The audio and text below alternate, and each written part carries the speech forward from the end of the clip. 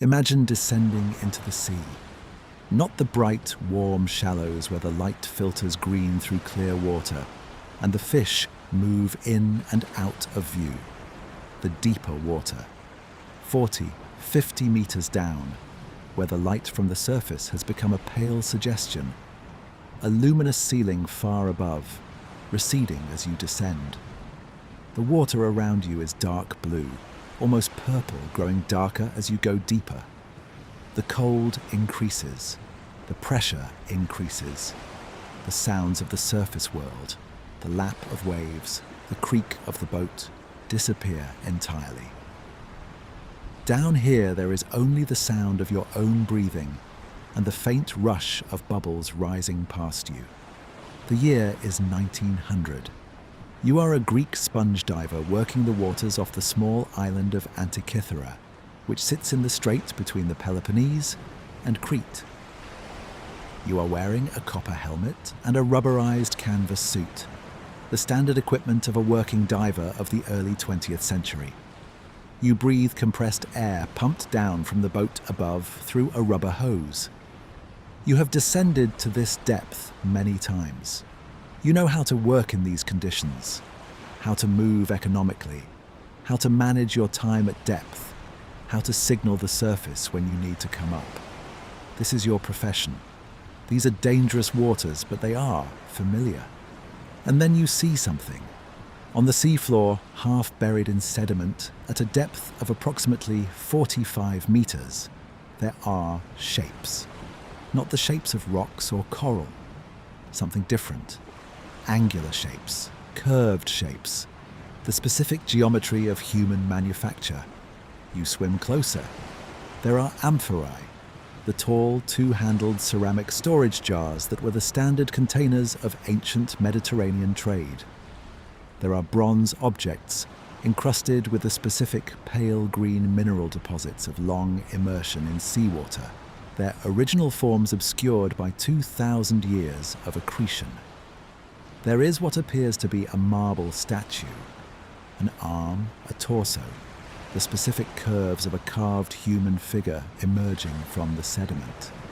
You have found a shipwreck, an ancient shipwreck from the look of it. Very ancient. You signal the surface.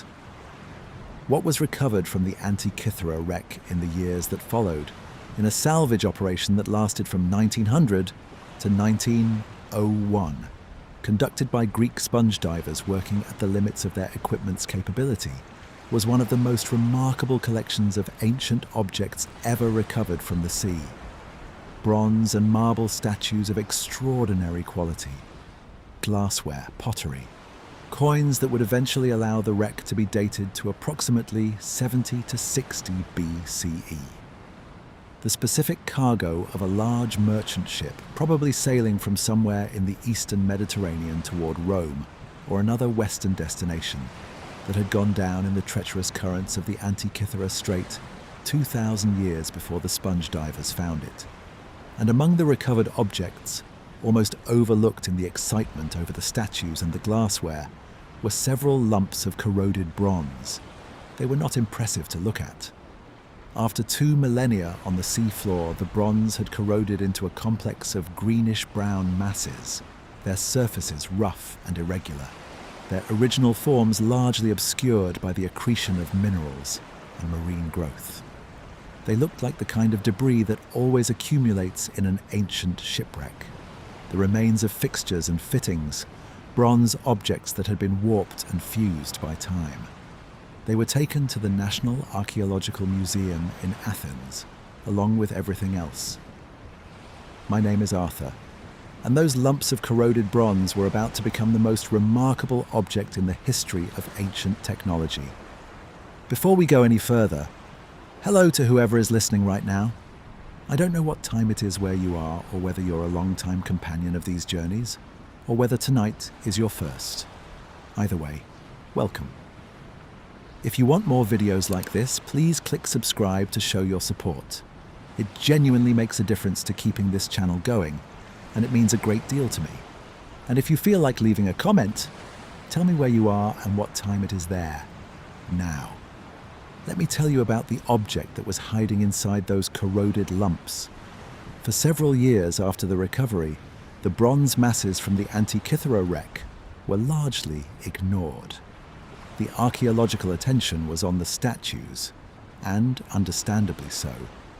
The bronze youth of Antikythera, the marble philosopher, the other sculptural works recovered from the wreck were extraordinary works of ancient art. When something that beautiful comes out of the sea, it gets the attention. The corroded lumps could wait. Then, in 1902, a Greek archaeologist named Valerios Stais was examining the corroded bronze objects and noticed something. One of the lumps had cracked, probably during the drying process after recovery, and the crack revealed an interior that was not what you would expect from a solid lump of corroded bronze. The interior contained gears. Specifically, it contained what appeared to be thin bronze discs with teeth cut into their edges. The specific form of a gear wheel, the mechanism of interlocking toothed discs that transmits rotational motion from one axle to another. The teeth were finely cut. The discs were thin and carefully made. This was not the rough metalwork of a ship's fitting or a piece of cargo. This was precision engineering. Stais published his finding. Other scholars looked at the object, and the debate began. A debate that would continue with increasing sophistication and increasing resolution for the entire 20th century and into the 21st. What was it? The first suggestions were predictably conservative. An astrolabe, a navigational instrument, was one proposal. An orrery, a mechanical model of the solar system, was another. Neither fully accounted for the complexity of the gearing visible in the cracked sections. The object resisted easy explanation. It was too complex for any known category of ancient device. The gearing implied a level of mechanical sophistication that most scholars, at the beginning of the 20th century, simply did not believe the ancient world had possessed. The assumption that the ancient world could not have made something like this was itself the central problem. It was an assumption that the Antikythera Mechanism would spend the next century demolishing. Because what the corroded lumps contained, what the gears and the dials and the inscriptions eventually revealed, as the technology for studying them improved, was a device of such extraordinary sophistication that it genuinely reorders our understanding of what the ancient world was capable of. It is not an exaggeration to say that the Antikythera Mechanism is the most important technological artifact from the ancient world. Not the most beautiful. The Greek sculptures that shared the wreck with it are more beautiful. Not the most famous. The Parthenon, the pyramids, are more famous. But the most technically extraordinary. The object that most dramatically revises our assumptions about what people in the ancient world could make. A device with 37 interlocking bronze gears, some with teeth smaller than a millimetre, capable of calculating and displaying the positions of celestial bodies, predicting eclipses, and tracking the 4-year cycle of the Olympic Games, all operated by turning a single hand crank. In the 1st century BCE. Let that settle for a moment. Someone in the ancient world built a mechanical computer. Not a computer in the modern electronic sense. There were no electronics, no binary code, no software. But a computer in the original sense. A device that computes, that performs calculations, that takes a single input, the turning of the hand crank, and translates it, through the precise geometry of interlocking gears, into outputs that represent complex astronomical cycles. The Antikythera Mechanism is a calculator, a mechanical calculator of extraordinary precision and extraordinary sophistication, built by an ancient craftsman whose name we do not know, whose workshop we cannot locate, and whose specific genius we are only now, 2,000 years later, beginning to fully appreciate. Tonight, we are going to follow the story of how we came to understand it. From the seafloor off Antikythera to the computer tomography scanners of modern research laboratories. We're going to try to understand what it did, who made it, and what it means that it exists at all. The bronze is still green from the sea, but the gears are still there, and they are extraordinary. Let me spend more time with the wreck itself, because the physical context of the discovery matters for understanding the object. The Antikythera wreck is one of the oldest known shipwrecks in the Mediterranean, dated by the coins recovered from it to approximately 70 to 60 BCE, the late Roman Republic period. The ship was large, probably a cargo vessel of the type that moved luxury goods across the Mediterranean during the period of Roman expansion. The cargo it was carrying, the statues, the glassware, the mechanism, was the kind of cargo that wealthy Romans were importing from the eastern Mediterranean in enormous quantities during this period. The statues alone tell a story. Greek bronze and marble sculpture of the classical and Hellenistic periods was extraordinarily valuable to Roman collectors. The Romans admired Greek art with an intensity that modern scholarship sometimes characterizes as cultural appropriation. Roman armies had looted Greek statues from conquered cities.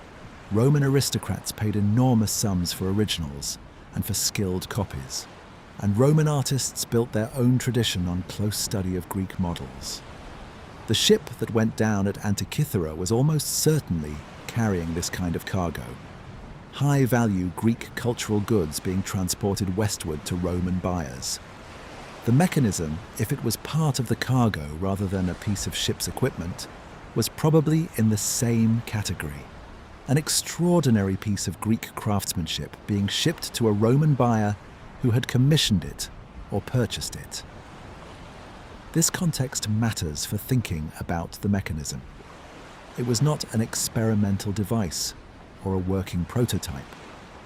It was a finished, refined product of a tradition of mechanical craftsmanship. Someone had made it to sell or to give. Someone else had wanted to own it. It was a luxury object, as well as a scientific instrument. The cargo also included quantities of glassware, including what appears to have been a collection of coloured glass gaming pieces, and a remarkable range of bronze objects. The marble statues recovered from the wreck include some of the most significant ancient sculptures in the collection of the Greek National Archaeological Museum. The bronze statues, where they have survived, are equally extraordinary. The wreck, in other words, was carrying the intellectual and aesthetic treasures of the Hellenistic Greek world towards the Roman West. The Antikythera Mechanism was part of that cargo. It was one of the products of the same civilization that had produced the statues, the same tradition of extraordinary craftsmanship and extraordinary intellectual ambition. The mechanism did not come from nowhere. It came from a specific world with a specific set of capabilities and a specific set of interests. Understanding that world, the world of Hellenistic Greek science and mechanical craftsmanship, is essential for understanding how the mechanism was possible. And that understanding has been one of the great slow revelations of the 20th and 21st centuries of scholarship. Because when the mechanism was first studied, in the years after 1900, the scholarly consensus was that the ancient world simply could not have made something this sophisticated. The assumption was so deeply embedded that even scholars who accepted the physical evidence of the gears found it difficult to believe what the gears implied. The specific prejudice at work was a version of the story that places mechanical sophistication as a modern achievement, the product of the scientific revolution and the industrial revolution, built on centuries of mathematical and experimental development that the ancient world had not undergone. In this story, the ancient world was clever and creative, but technically primitive. It built beautiful things by hand. It did not build precision machinery. The Antikythera Mechanism does not fit this story. It is precision machinery, made by hand in the ancient world.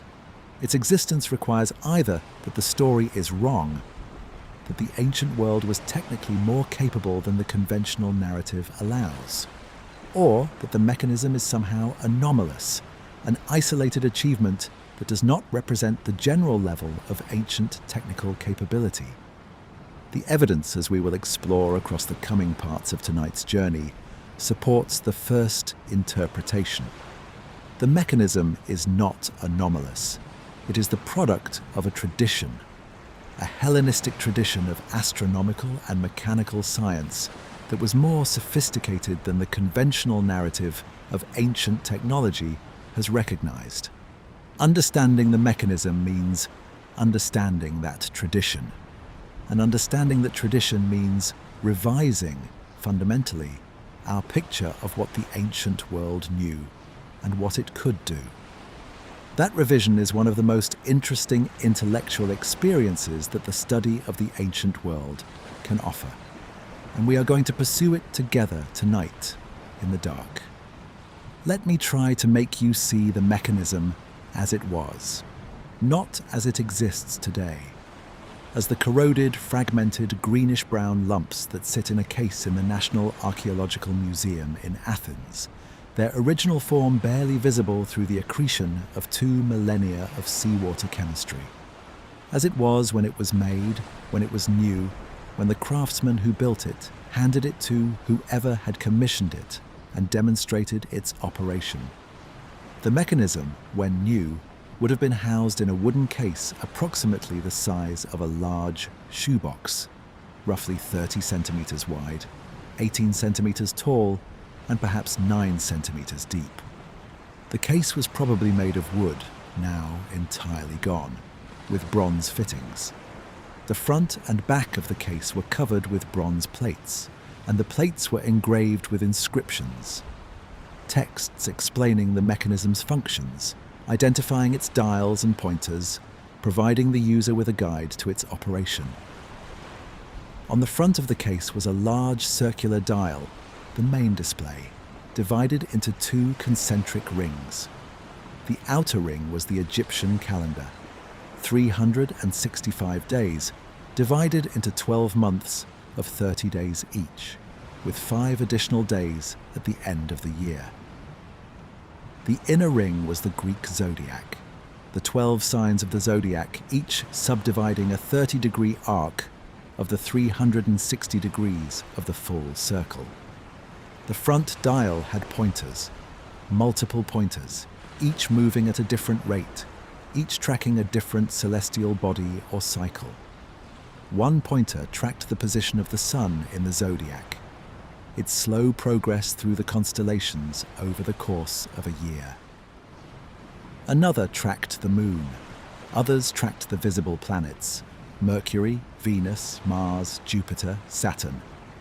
As the user turned the hand crank on the side of the device, the pointers moved. The sun pointer advanced through the zodiac at the sun's actual speed, faster in winter when the Earth is closer to the sun, slower in summer. The moon pointer moved at the moon's actual speed, which varies because the moon's orbit is not a perfect circle but an ellipse, and the moon moves faster at its closest approach to Earth and slower at its furthest.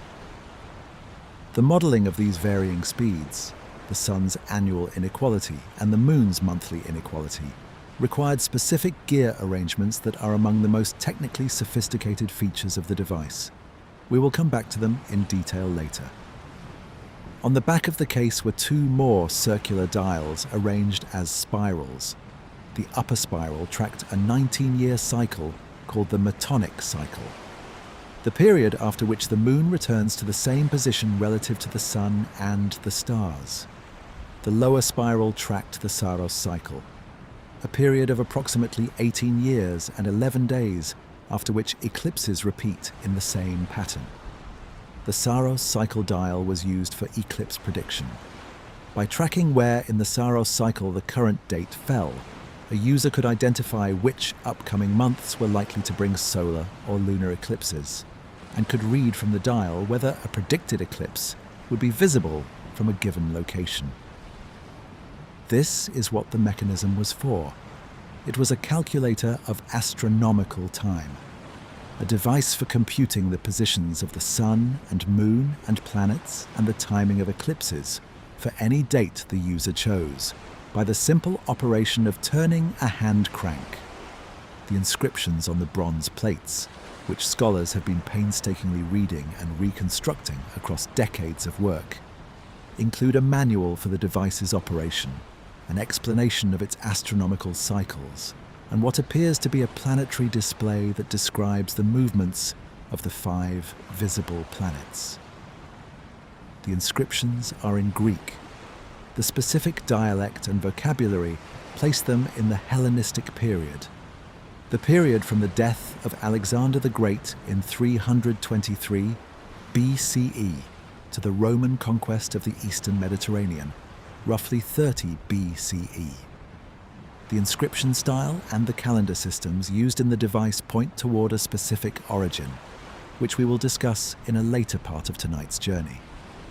Now let me spend time with the physical reality of the gearing, because it is the gearing that makes the mechanism so extraordinary. The mechanism contains at least 37 gear wheels, the number that current scholarship has identified, though some researchers believe there may have been additional gears that have not been preserved or identified. The gears are made of bronze, cut to precise specifications, with triangular teeth that mesh with the teeth of adjacent gears to transmit rotational motion from one gear to the next. The precision of the gear cutting is remarkable. Some of the teeth are less than a millimetre in size. The gear wheels range from large wheels with hundreds of teeth to small pinions with as few as 15. The specific ratios between adjacent gears, the number of teeth on one gear divided by the number of teeth on the next, encode the mathematical relationships between different astronomical cycles. This is the key insight into how the mechanism works. The astronomical cycles it models, the year, the month, the Metonic cycle, the Saros cycle, are related to each other by specific numerical ratios. The year is approximately 12.4 lunar months. The Metonic cycle is exactly 235 lunar months, or 19 solar years. The Saros cycle is approximately 223 lunar months. These ratios are encoded in the gear trains. A gear train is a sequence of meshing gears in which motion is transmitted from the first gear to the last, with the rotational speed changing at each stage according to the ratio of the teeth on each pair of meshing gears. If you want the output of a gear train to rotate once for every 19 rotations of the input to encode the 19-year Metonic cycle, you design a gear train whose overall gear ratio is 19:1. The mechanism's gear trains are designed to produce exactly the astronomical ratios needed to model the celestial cycles. Turning the input crank once corresponds to 1 day. After 365 days, 365 turns of the crank, the solar pointer has completed 1 full revolution of the front dial. After 235 months of the Metonic cycle, the Metonic spiral pointer has completed 1 full circuit of its 19-year spiral. The gear ratios that achieve these results are not round numbers. The ratio needed to model the Moon's motion relative to the Sun over the Metonic cycle, 235 months in 19 years, requires a gear train whose overall ratio is 235:19. Achieving this with a small number of gears in a physically compact mechanism requires considerable mathematical ingenuity in choosing the specific teeth counts and arrangement. The ancient craftsmen who designed the Antikythera Mechanism solved this engineering problem with extraordinary elegance. The specific gear trains in the mechanism represent solutions to a constrained optimization problem. finding gear tooth counts that produced the required astronomical ratios within the physical constraints of a mechanism that had to fit in a shoebox-sized case. These are not problems that can be solved by trial and error in any reasonable time. They require mathematical understanding of the astronomical ratios, mathematical knowledge of gear train design, and the engineering skill to translate the mathematical solution into a physical object with precisely cut bronze gears. The craftsman had all of these. Let me also spend time with the inscriptions because they are in some ways as remarkable as the gearing. When the mechanism was new, its bronze plates were covered with text, explanatory inscriptions that told the user what the different dials showed and how to read them. The inscriptions have been partially recovered by patient scholarly work, reading the letters visible on the surviving fragments and inferring missing text from context. The recovered text includes what appears to be a manual for the device. It describes the front display, explaining what each pointer shows. It describes the back dials, explaining the Metonic and Saros cycles. It includes what appears to be a description of the planetary display, listing the periods of the planets. One section of the inscription, recovered in recent scholarship, appears to describe the color of eclipses, a specific detail that was used in ancient astronomical practice to assess the significance or type of an eclipse. The inscription says that the user can read from the Saros dial not just when an eclipse will occur, but something about its character. The inscriptions also include the word for Egypt and references to specific months of the Egyptian calendar, which helps anchor the device's calendar system and points toward its origin. What the inscriptions reveal, taken together, is that the mechanism was designed to be used by someone who was not necessarily an astronomer, someone who needed a guide to understand what the device was showing them. It was designed to be used, not just to demonstrate technical virtuosity, but to provide practical astronomical information to a user. This is the mechanism as a tool, not as a monument. And understanding it as a tool, as a device made to be used for a specific, practical purpose, helps us understand why it was on that ship, in that cargo, heading westward toward Rome. Someone wanted it. Someone was going to use it. And the knowledge it embodied, the astronomical knowledge of the Hellenistic world, encoded in 37 bronze gears in a shoebox-sized case, was valuable enough that they were willing to pay whatever a device like this would have cost to make. Let me spend more time with what the mechanism looked like in use, because the physical experience of operating it is worth inhabiting.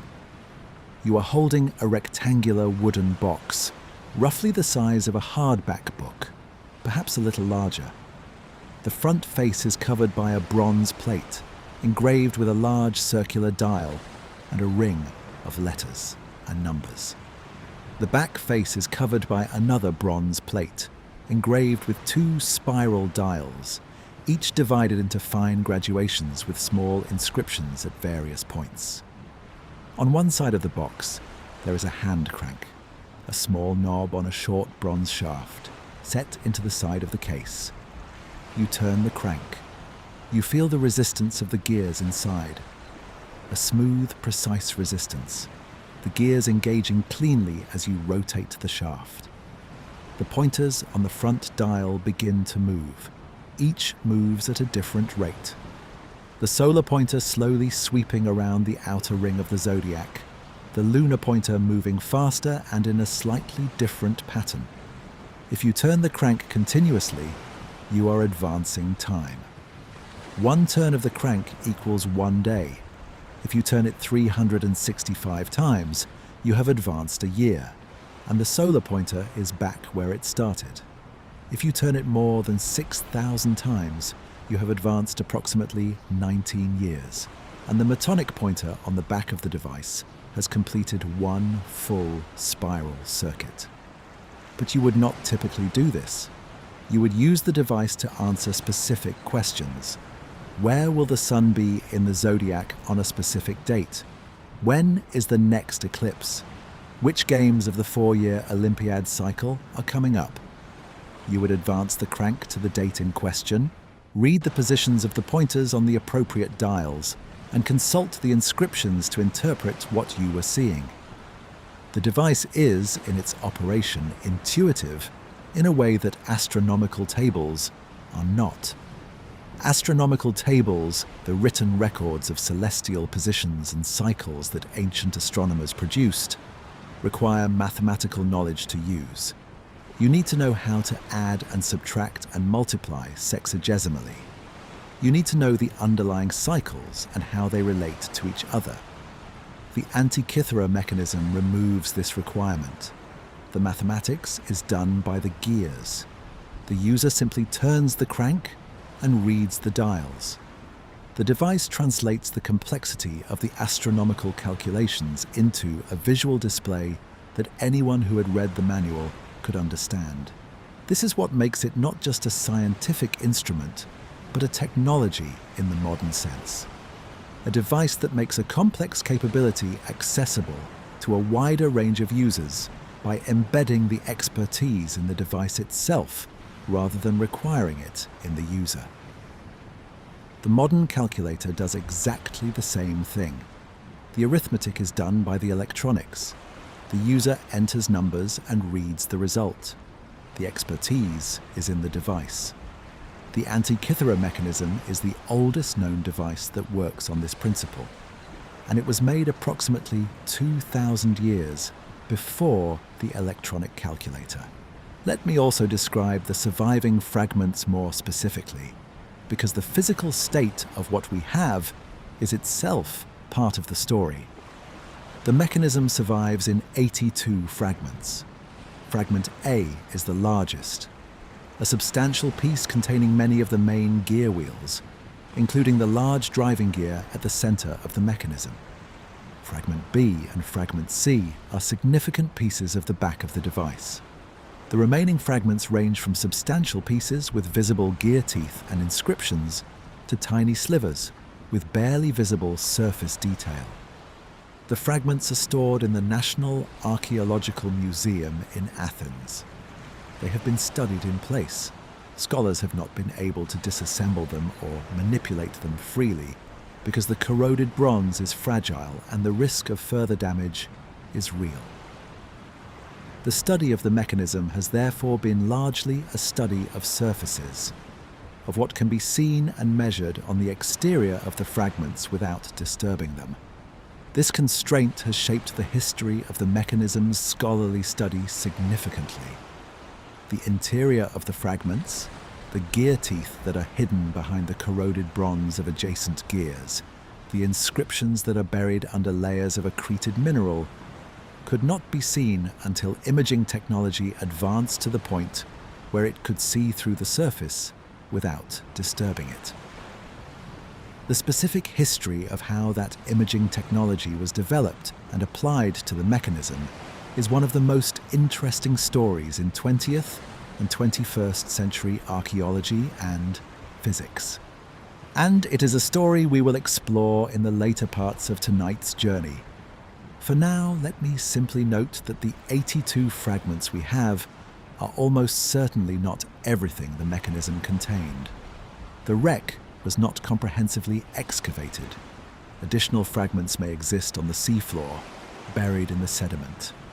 What we have is a partial recovery. Enough to understand the mechanism's main features and functions, but not everything. The mechanism we study is an incomplete mechanism. The understanding we have built from it is the understanding that incomplete evidence allows. And yet, it is enough, more than enough, to establish that the ancient world built something that, by any reasonable standard, should not have existed. Not because the ancient world was incapable of precision craftsmanship. The statues from the same wreck demonstrate extraordinary skill, but because the specific combination of capabilities required to design and build the Antikythera mechanism, the astronomical knowledge, the mathematical understanding of gear ratios, the engineering skill to translate mathematics into precision metalwork, was not supposed to have been present in the same place, at the same time, in the ancient world. It was present. The mechanism is the proof. Let me explain the cycles.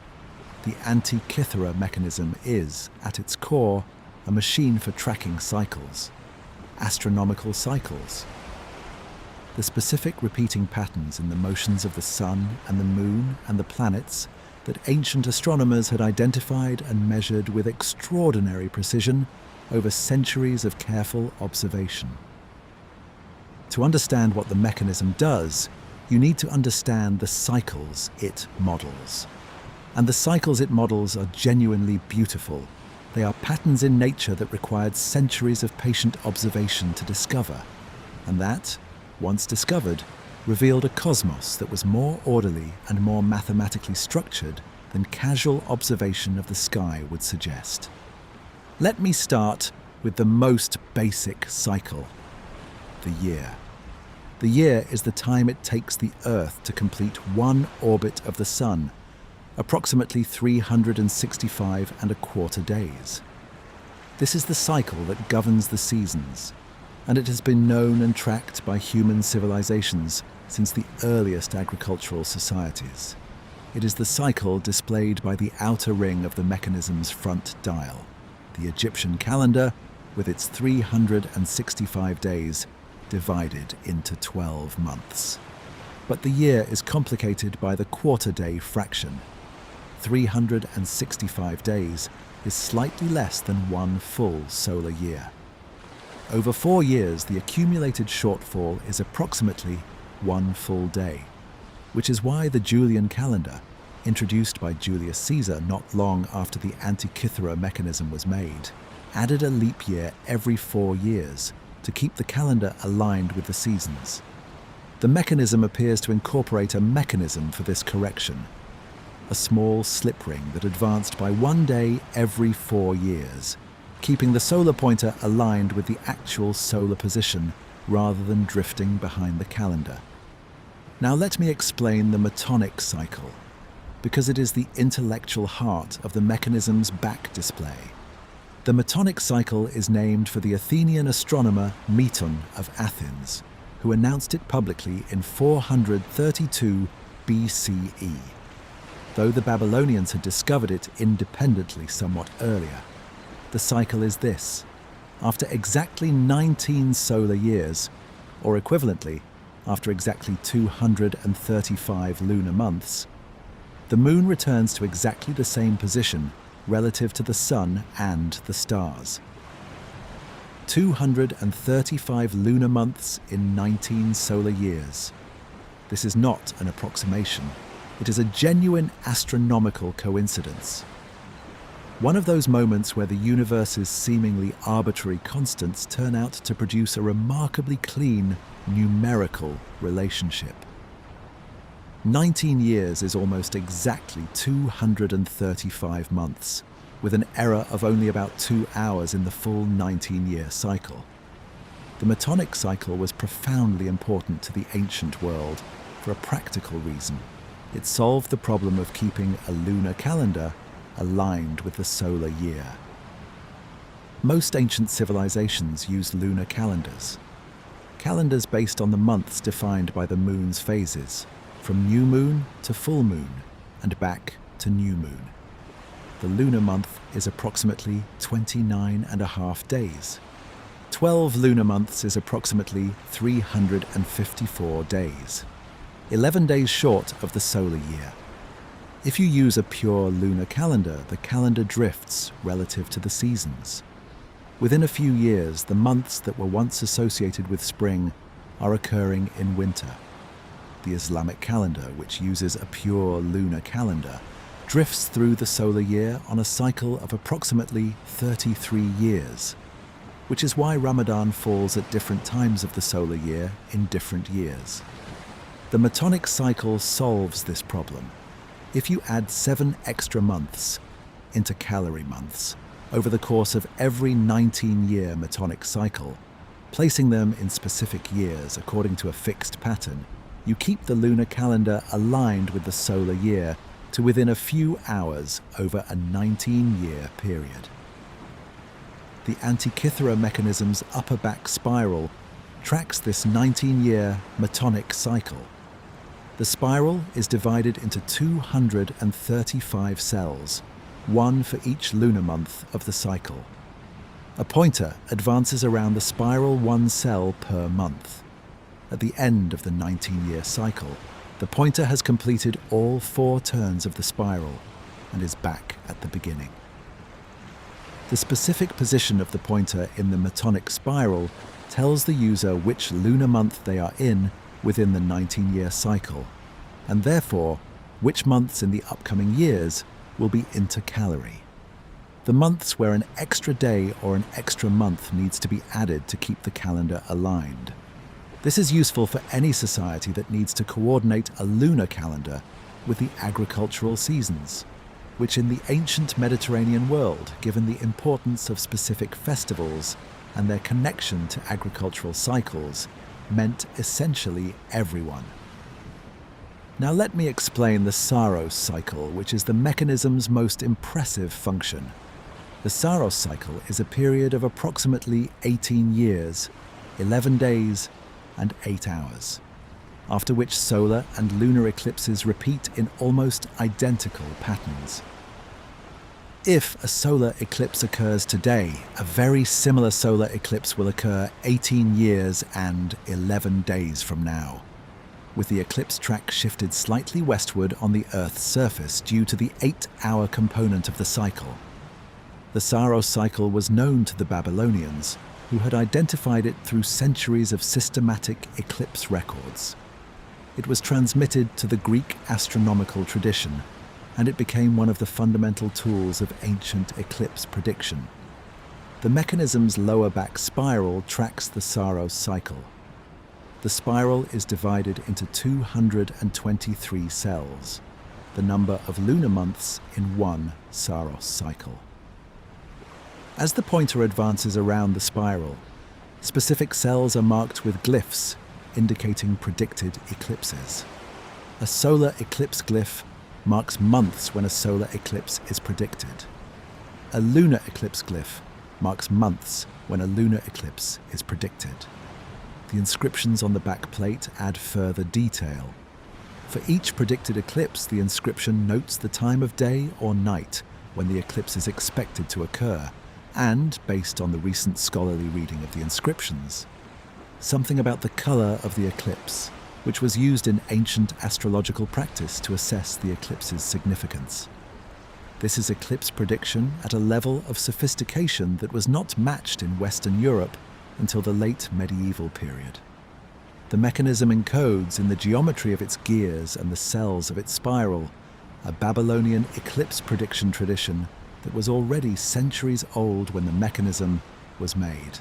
Now let me turn to the feature that perhaps gives me the most delight when I think about it, the Olympics dial.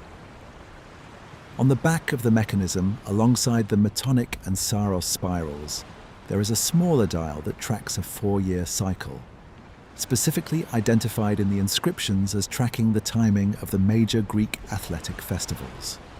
The 4-year cycle aligns with the Olympic Games, held at Olympia every 4 years, but the dial also appears to track other games. The Isthmian Games held at Corinth, the Nemean Games, and the Pythian Games at Delphi. These 4 major festivals, the Panhellenic Games, structured time in the ancient Greek world in a way that is difficult for the modern reader to fully appreciate. They were not just sporting events. They were sacred festivals.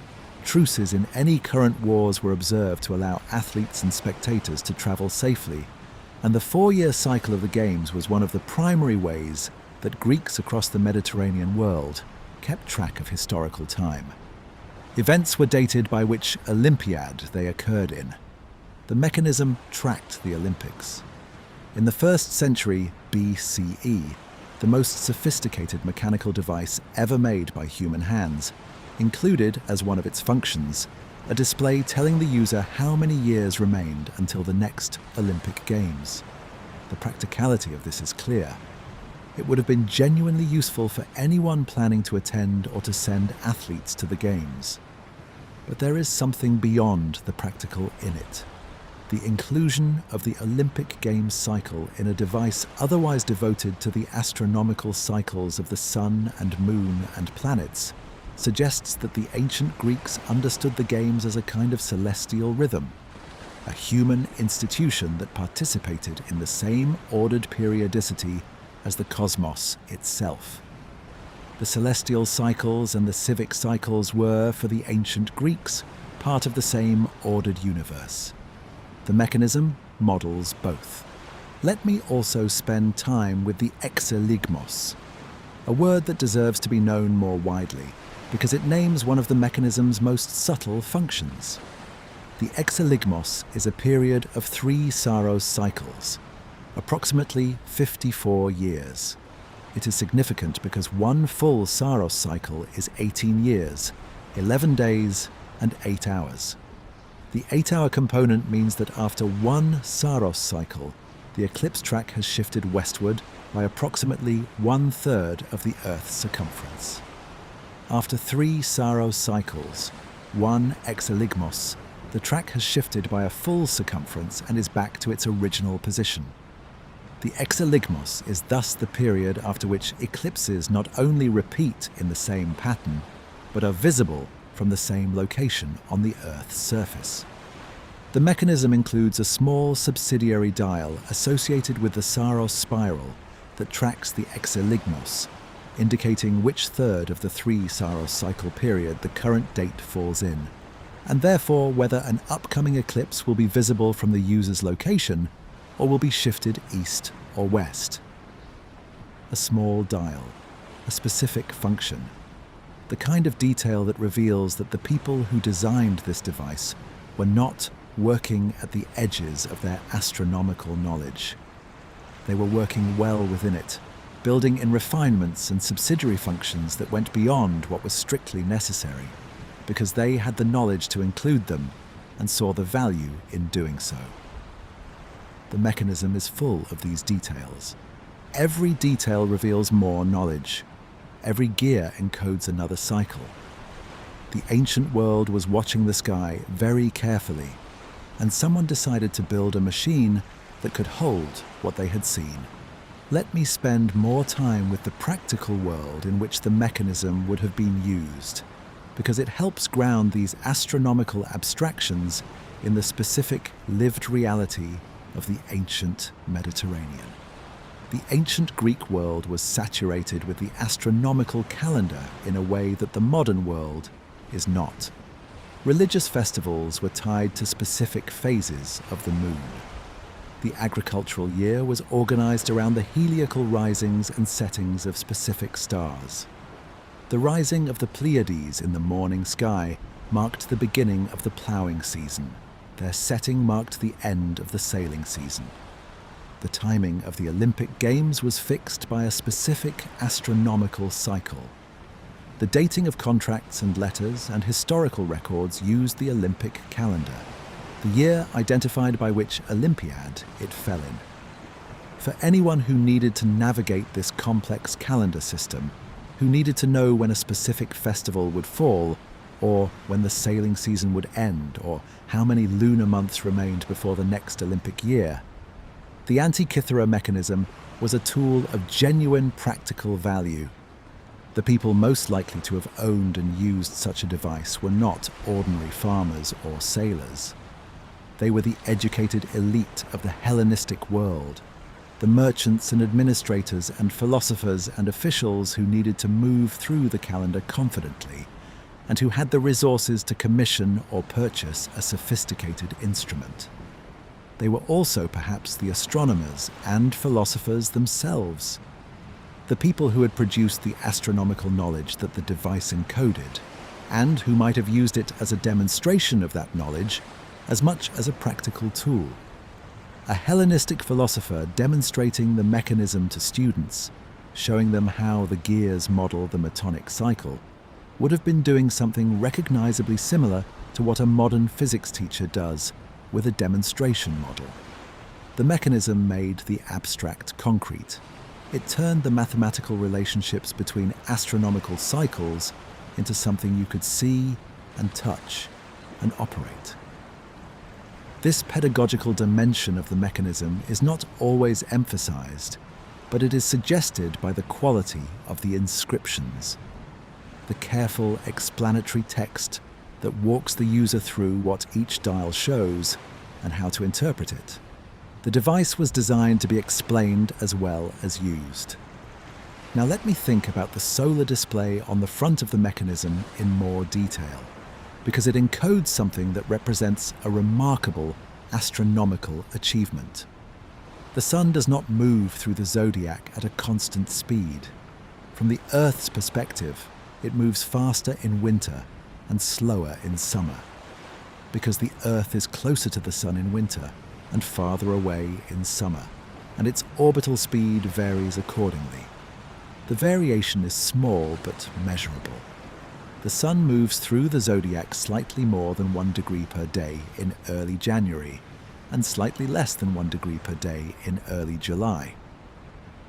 Ancient astronomers had measured this variation. The specific model of the sun's variable speed through the zodiac is associated with the great 2nd century BCE astronomer Hipparchus, who produced detailed tables of the sun's position throughout the year that accounted for this variation. The Antikythera Mechanism encodes the solar anomaly, the term for the sun's non-uniform motion through the zodiac, in its gearing. The solar pointer does not advance at a constant rate around the front dial. It advances faster in winter and slower in summer, matching the sun's actual variable speed. Achieving this variable motion in a gear-driven mechanism is not straightforward. A simple gear train produces constant rotational speed. One rotation of the input produces one rotation of the output, always at the same rate. To produce variable rotational speed from a constant input requires a specific gear mechanism that introduces the variation. The mechanism's designers used a specific technique to achieve this: an eccentric gear, a gear whose center is offset slightly from the center of its axle, causing the gear to move eccentrically as it rotates and producing a variation in the speed of the pointer it drives. This is a technically elegant solution to the problem of modeling the solar anomaly, and its presence in the mechanism tells us that the mechanism's designers understood the solar anomaly and knew how to model it mechanically.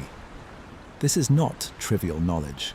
The solar anomaly had been observed and measured by centuries of careful astronomical observation. Its incorporation into the mechanism's gearing represents the translation of that observational knowledge into a precise mechanical model, a physical instantiation of the mathematical relationship between the Earth's position in its orbit and the apparent speed of the sun in the zodiac. The mechanism, in this sense, is not just a calculator of astronomical cycles. It is a physical model of the cosmos. Its gears do not just represent the astronomical relationships, they instantiate them.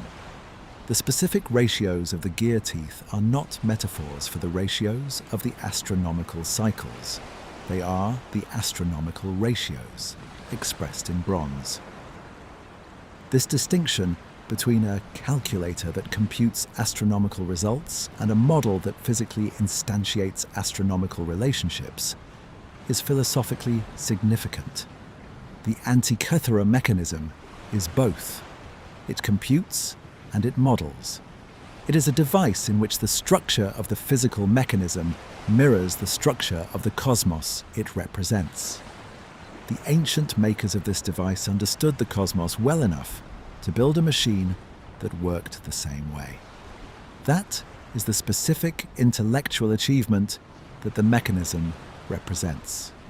And it is an achievement that deserves to sit with us for a moment before we move on. Let me tell you about the most technically remarkable gear in the mechanism.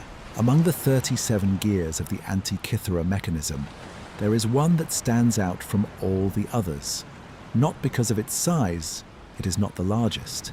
Not because of its position, it is buried in the middle of the gear train. but because of its design, because of the specific engineering problem it solves, and the elegance with which it solves it. It is the gear that models the moon's anomalous motion. The moon does not move through the sky at a constant speed. Like the sun, its apparent speed varies throughout its cycle. But the moon's variation is much larger and much more obvious than the sun's. The moon visibly moves faster at some points in its orbit and slower at others. The difference between the fastest and slowest points is approximately 13%. This variation is caused by the same physical principle as the solar variation. The moon's orbit is an ellipse, not a circle, and the moon moves faster when it is closer to the Earth, at perigee, and slower when it is further away, at apogee. The variation in the moon's speed is called the lunar anomaly.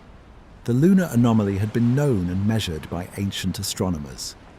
Hipparchus, in the 2nd century BCE, produced detailed tables of the moon's position that accounted for the anomaly. He used a geometric model, an eccentric circle or an epicycle, to predict the moon's position throughout its cycle. The challenge for the mechanism's designers was to model this variable lunar speed mechanically. How do you build a gear that rotates at a varying rate, faster at some points in each revolution and slower at others, from a gear train that receives constant speed input? The solution in the Antikythera Mechanism is extraordinary. It is a gear with a small pin projecting from its face, engaging with a slot cut into the face of another gear. As the driving gear rotates at constant speed, the pin travels in a circle. The slot in the driven gear is positioned off-center. So as the pin moves in its circle, it pushes the slot gear faster when the pin is near one end of the slot, and slower when it is near the other end. The result is that the driven gear rotates at a varying rate, faster during part of each revolution, slower during another part, even though the input is constant. The specific geometry of the pin and slot arrangement is designed so that the output speed variation matches the observed variation of the moon's speed through the sky. This is a mechanism that models continuous variable speed using simple geometric components. No electronics, no springs, no feedback systems.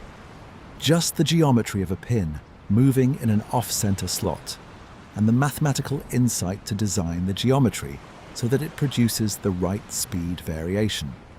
The pin and slot gear was identified in the Antikythera Mechanism by Michael Wright, a historian of scientific instruments working at the Science Museum in London in the early 2000s. Wright had been studying the mechanism for years, working from X-ray images, and the pin and slot gear was the specific feature that convinced him, and eventually the broader scholarly community, that the mechanism's lunar model was far more sophisticated than previously understood. Before Wright's identification of the pin and slot gear, it had been assumed that the mechanism used a simpler approximation for the moon's motion. The discovery of the pin and slot mechanism revealed that the ancient designers had implemented a full model of the lunar anomaly. Not an approximation, but a precise mechanical instantiation of the variable speed that the ancient astronomical tradition had measured. The specific technique of the pin and slot gear is known in the history of engineering as an Archimedean spiral gear, or as a constant velocity joint. It appears in later mechanical history, in medieval astronomical clocks, in Renaissance mechanical devices, in the design of industrial machinery. But its appearance in the Antikythera Mechanism predates any other known instance by approximately 1,000 years.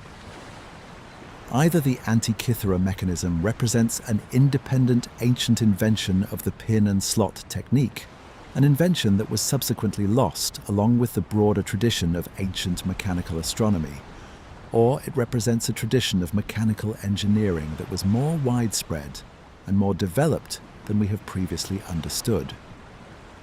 Both possibilities are remarkable. Let me now think about what the gear trains as a whole reveal about the astronomical knowledge of the mechanism's creators. The gear ratios in the mechanism are not approximations, they are precise. The Metonic gear train produces an output of exactly 235 lunar months for every 19 solar years. The exact Metonic relationship. The Saros gear train produces exactly 223 lunar months per Saros cycle. The solar gear train produces exactly 365¼ days per solar year. These precise ratios require precise knowledge of the underlying astronomical cycles. You cannot design a gear train to produce the Metonic ratio of 235:19 unless you know that the Metonic cycle is exactly 235 lunar months. You cannot design the pin and slot gear for the lunar anomaly unless you have measured the variation in the moon's speed through its orbit. The astronomical knowledge embedded in the gear ratios is therefore a record of what the mechanism's creators knew. And what the gear ratios reveal is that the creators knew the major astronomical cycles with a precision that matches the best ancient astronomical records we have. The Babylonian eclipse records, the Greek tabular astronomy of Hipparchus and his successors. The mechanism is a physical record of ancient astronomical knowledge, not in the way that a text is a record, not in words that can be read and interpreted, in the way that a model is a record. In the structure of the object itself, which reflects the structure of what it models. To read the astronomical knowledge in the mechanism, you do not read text. You measure gear teeth and calculate ratios. And the ratios tell you what the creators knew. This is one of the things that makes the mechanism so extraordinary as a historical document. It encodes information in a medium, gear ratios in bronze, that requires a specific kind of attention to read. It is not legible in the ordinary sense. It requires the kind of attention that engineers and historians of science have been giving it for the past century. And what that attention has revealed is a level of astronomical sophistication that the mechanism's 19th century discoverers would not have thought possible. Let me also spend time with what the mechanism tells us about the relationship between astronomical theory and astronomical instrument in the ancient world. Modern science is characterized by the close relationship between theoretical models and physical instruments. A theoretical prediction, a specific value for a physical constant, a specific relationship between measurable quantities, generates an experimental test, which generates new observations which refine the theoretical model. Theory and instrument evolve together, each advancing the other. The Antikythera mechanism is evidence that this relationship existed in the ancient world too. The specific astronomical models encoded in the mechanism, the Metonic cycle, the Saros cycle, the lunar anomaly, were derived from observational astronomy. The observations came first. The mathematical models that described the observations came second. And the mechanism, the physical instantiation of the mathematical models, came third. The mechanism is therefore the third step in a chain of knowledge production that begins with observation and ends with a physical device. The ancient astronomers observed the sky. They built mathematical models of what they observed. And someone decided to build those mathematical models into bronze. The chain is the same chain that characterizes modern scientific instrument design. The specific achievements at each step, the astronomical observations, the mathematical models, the mechanical engineering, are different in scale and precision from what modern science achieves. But the logical structure is the same. The ancient world was doing science in a recognizably modern sense. The Antikythera mechanism is the most dramatic physical evidence of this. It is a scientific instrument in the fullest sense. A device whose design is driven by theoretical models, whose function is to make predictions and whose predictions can be tested against observation. In the ancient world, in the 1st century BCE, the pin and slot gear models the moon. The moon moves the way the gear moves, and someone looked at the moon long enough, carefully enough, precisely enough to understand that, and to build a machine that did the same thing. Let me spend more time with the specific intellectual lineage that produced the pin and slot gear, because it is not just an engineering achievement. It is the culmination of a specific and remarkable tradition of Hellenistic mathematical astronomy. The tradition begins, for our purposes, with Hipparchus of Nicaea. We have encountered Hipparchus before in this series, as the Alexandrian scholar who compiled the first star catalogue and who discovered the precession of the equinoxes by comparing his own observations with earlier Babylonian records. But Hipparchus's contribution to astronomy goes much further than these specific achievements. Hipparchus, working in the 2nd century BCE, developed the mathematical framework that allowed ancient astronomers to make precise quantitative predictions of celestial positions.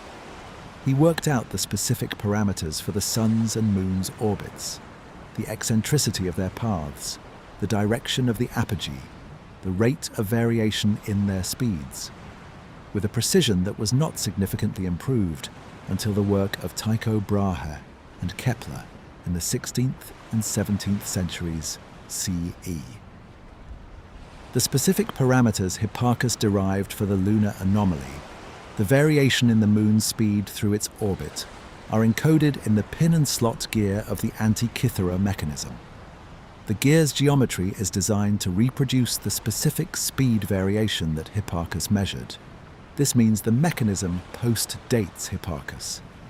And the precision of the gear's representation of the lunar anomaly means that its designers had access to Hipparchus's specific parameters, either directly from his published works or from later tabulations that incorporated his results.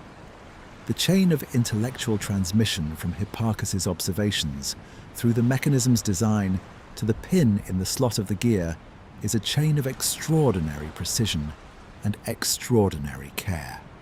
Hipparchus observed, he measured, he calculated, he published tables, and someone read those tables and built a gear that moved the way the moon moved. The relationship between the theoretical astronomer and the mechanical engineer in this chain is not documented. We do not have records of who designed the mechanism or who commissioned it, but the precision of the relationship between Hipparchus's parameters and the mechanism's gearing implies that the designer was either a skilled astronomer who could apply Hipparchus's results directly, or was working closely with one. The Antikythera mechanism is the product of a collaboration, at minimum, between the astronomical tradition that produced the knowledge and the engineering tradition that translated it into metal. Let me also spend time with what the mechanism reveals about the state of Hellenistic mathematics, because the gear ratios require specific mathematical operations that were not trivially available in the ancient world. To design a gear train that produces the Metonic ratio of 235 to 19, the designer needs to be able to factorize these numbers and find combinations of gear tooth counts that produce the required ratio while remaining physically practical. Gears with too many teeth are large and heavy. Gears with too few teeth are imprecise and prone to slipping. The specific gear tooth counts in the Metonic train, the specific numbers that the ancient designer chose, are elegant solutions to this constrained optimization problem. They use relatively small numbers of teeth while achieving the required precision. Finding these solutions requires not just arithmetic skill, but a specific kind of mathematical insight. The ability to see the problem geometrically, to find the combinations that work. The Hellenistic mathematical tradition, represented by Euclid, Archimedes, Apollonius, and their successors, had the tools for this. The theory of numbers developed in the Elements the specific tools of geometric reasoning, the ability to work with ratios and proportions. All of these were available to a skilled Hellenistic mathematician. The mechanism's gear design is therefore not just an engineering achievement. It is also a mathematical achievement. The choice of gear tooth counts represents the application of mathematical reasoning to a practical engineering problem, the kind of applied mathematics that characterizes the best Hellenistic science. Archimedes, who famously applied mathematical reasoning to physical problems in ways that were centuries ahead of their time, is often cited as a possible influence on the mechanical tradition that produced the Antikythera Mechanism. We will explore this connection in the next part of tonight's journey. For now, let me note that the mechanism's mathematical sophistication is not incidental to its astronomical sophistication. Both are expressions of the same underlying intellectual tradition, the Hellenistic tradition of applying rigorous mathematical reasoning to the understanding of the natural world. The ancient world was, in this specific tradition, doing something that we recognize as science. Not the institutionalized, peer-reviewed, methodologically explicit science of the modern world, but the same essential activity: careful observation, mathematical modeling, and the construction of predictive instruments based on those models. The Antikythera mechanism is the physical evidence of that activity, the most eloquent physical evidence. The gears mesh, the pointers advance, the cosmos turns. And somewhere in the 1st century BCE, someone watched it all happening and understood it well enough to make it happen again, in bronze, in a box the size of a loaf of bread. Who made it? This is the question that follows naturally from everything we have been exploring, and it is a question that the evidence allows us to approach, though not to answer with certainty. Let me start with what the inscriptions tell us, because they are our most direct evidence for the mechanism's origin. The calendar systems used in the mechanism are specific and geographically locating. The Egyptian calendar is used for the main annual display, not surprising, since the Egyptian calendar was widely used in Hellenistic scientific contexts. But the month names used in the Metonic spiral include specific names that have been identified as belonging to the calendar of Corinth, a specific city on the Greek mainland, and to calendars used in Corinthian colonies, including Syracuse in Sicily. The Corinthian calendar connection is significant.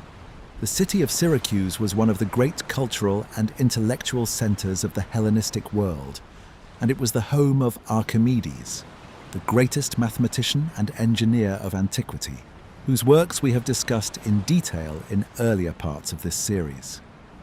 The connection to Syracuse raises the obvious question: was the Antikythera mechanism made by Archimedes, or in the tradition that Archimedes founded? Archimedes died in 212 BCE, when the Roman general Marcellus captured Syracuse after a siege that Archimedes' war machines had prolonged for years. The Antikythera wreck has been dated to approximately 70 to 60 BCE, roughly 150 years after Archimedes' death. This timing rules out Archimedes himself as the maker, but the connection may be more indirect and more interesting than simple authorship. Cicero, the Roman orator and statesman who lived from 106 to 43 BCE, contemporary with the likely making of the Antikythera mechanism, describes in 2 of his works a device that sounds remarkably like the mechanism. In his work De Re Publica, Cicero describes a sphere made by Archimedes that showed the motions of the sun and moon and planets. In the Tusculan Disputations, he describes seeing an instrument made by the Roman general Marcellus that was brought back from the sack of Syracuse. An instrument that demonstrated the motions of the sun and moon and the 5 planets. Cicero's description of Marcellus's instrument is specific enough to be suggestive. He writes that when the sphere was turned, the moon followed the sun by as many turns in the instrument as it follows the sun in the sky in a day, and that from the sphere the same eclipse of the sun would occur as would occur in the heavens.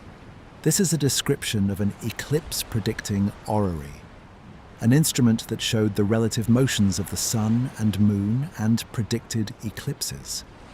An instrument that sounds in its function, if not necessarily in its specific mechanism, like the Antikythera Mechanism. Cicero is writing about instruments that existed in the 1st century BCE, instruments associated with the Archimedean tradition at Syracuse. The Antikythera Mechanism, dated to the same period, fits into this picture. The most plausible hypothesis supported by most current scholars is that the Antikythera Mechanism was made on the island of Rhodes, the great Hellenistic center of astronomy and maritime science, or in the Corinthian Syracusan tradition represented by the calendar inscriptions. The Rhodian astronomer Posidonius, who lived from approximately 135 to 51 BCE, and whose school was visited by Cicero himself, is sometimes cited as a possible connection. Cicero mentions that Posidonius had made a sphere similar to the ones he describes. The specific suggestion that the mechanism was made at Rhodes, in the tradition of Posidonius, is attractive for several reasons. Rhodes was a major center of Hellenistic science. The great astronomer Hipparchus worked there for part of his career, and the island had a strong tradition of mechanical and mathematical learning. The shipping route from Rhodes toward Rome passes through the Strait of Antikythera, which would place a Rhodian-made device exactly where the wreck was found. But this remains a hypothesis. We do not have a maker's name. We do not have a workshop location. We do not have any document that says this device was made by this person at this place. What we do have is Cicero. And Cicero's evidence is more important than is often recognized, because what Cicero tells us is not just that one such device existed, the Antikythera Mechanism, but that devices like it were known in the Roman world of the 1st century BCE, associated with the Archimedean tradition, and considered remarkable but not incomprehensible. Cicero writes about Marcellus's sphere as a famous and admired object, but not as an impossibility. He describes it in the context of arguing that great mechanical skill can produce wonders, and he treats it as an example of human ingenuity rather than as something supernatural or beyond belief. This is crucially important. Cicero was a highly educated Roman of the 1st century BCE. He had access to the best philosophical and scientific education of his time. He knew what was and was not possible, and he treated the existence of astronomical calculating spheres as an established fact, the product of a known tradition of skilled Greek mechanical craftsmen. The Antikythera Mechanism was not a one-off. It was a product of a tradition that produced multiple instruments of this kind, a tradition that was known and respected in the ancient world. A tradition that, for reasons we will explore in the next part of tonight's journey, did not survive into the medieval period in a form that allowed the tradition to continue. The mechanism was not an isolated miracle of ancient genius. It was one example, the only surviving example of a category of instrument that the Hellenistic world knew how to make. That specific framing, one surviving example of a known category, changes the question we need to ask. The question is not how this impossible thing came to exist. The question is why, if the Hellenistic world could make instruments like this, we have only one of them. Why did the tradition die? Why did the next 1,000 years of European history produce nothing comparable? Those questions are for the next part of our journey. But let me close this part by spending more time with the Archimedean tradition itself, because it is one of the most extraordinary intellectual inheritances of the ancient world, and one that is not well enough appreciated. Archimedes of Syracuse is, by any measure, one of the greatest mathematicians and physicists who ever lived. His mathematical work, the calculation of pi, the determination of areas and volumes of curved figures by methods that anticipate integral calculus by 18 centuries, the rigorous proof of the principle of the lever, the discovery of hydrostatic buoyancy, represents a concentration of mathematical genius that was not matched for over 1,000 years after his death. But Archimedes was not only a theoretical mathematician, he was also an engineer of extraordinary capability. His war machines, the catapults, the cranes, the burning mirrors attributed to him in the accounts of the siege of Syracuse, delayed the Roman conquest of the city for years. His screw pump, still known as the Archimedes screw and still used in some agricultural contexts, is one of the oldest mechanical devices in continuous use. And Cicero's accounts suggest that Archimedes made astronomical calculating spheres, devices that modelled the motions of the celestial bodies mechanically. If Archimedes made such devices, they would have represented the application of his mathematical genius to a mechanical problem of exactly the kind that the Antikythera Mechanism represents. The specific connection between Archimedes' work and the Antikythera Mechanism may never be directly provable, but the circumstantial connection is strong. The mechanism uses mathematical techniques, the eccentric gear for the solar anomaly, the pin and slot gear for the lunar anomaly, that are exactly the kind of applied mathematics that Archimedes pioneered. The mechanism's specific design reflects the astronomical knowledge of Hipparchus, who worked after Archimedes, but whose work built on the same mathematical tradition. The mechanism sits at the intersection of two great Hellenistic intellectual traditions, the astronomical tradition of Hipparchus and the mathematical mechanical tradition of Archimedes. Whether a single genius created it, or whether it was the product of a longer tradition of incremental development in a specific workshop or school, it represents the point where those two traditions met. And the point where they met produced something that would not be equaled for more than 1,000 years. Let me also spend time with the Rhodian connection specifically, because the island of Rhodes in the Hellenistic period is an underappreciated center of intellectual and technical achievement. Rhodes was, in the 2nd and 1st centuries BCE, one of the most important cities in the eastern Mediterranean. It was a major maritime power with a powerful navy and a sophisticated system of maritime law, the Rhodian Sea Law, which governed commercial shipping across the ancient Mediterranean, was influential enough that elements of it were eventually incorporated into Roman law and then into the legal traditions of medieval and early modern Europe. Rhodes was also a center of philosophical and scientific learning. The Stoic philosopher Posidonius established his school there, and scholars from across the Greek world came to study with him. Cicero himself visited Rhodes and studied with Posidonius, which is how Cicero came to know about the kind of astronomical instrument that Posidonius reportedly made. The specific intersection of maritime expertise, scientific learning, and mechanical tradition that characterizes Rhodes makes it a plausible origin for the Antikythera Mechanism. A device designed to calculate astronomical cycles, the movements of the sun and moon, the timing of eclipses, the 4-year cycle of the Pan-Hellenic Games, would have been particularly useful in a maritime and commercial context where accurate timekeeping was of practical importance.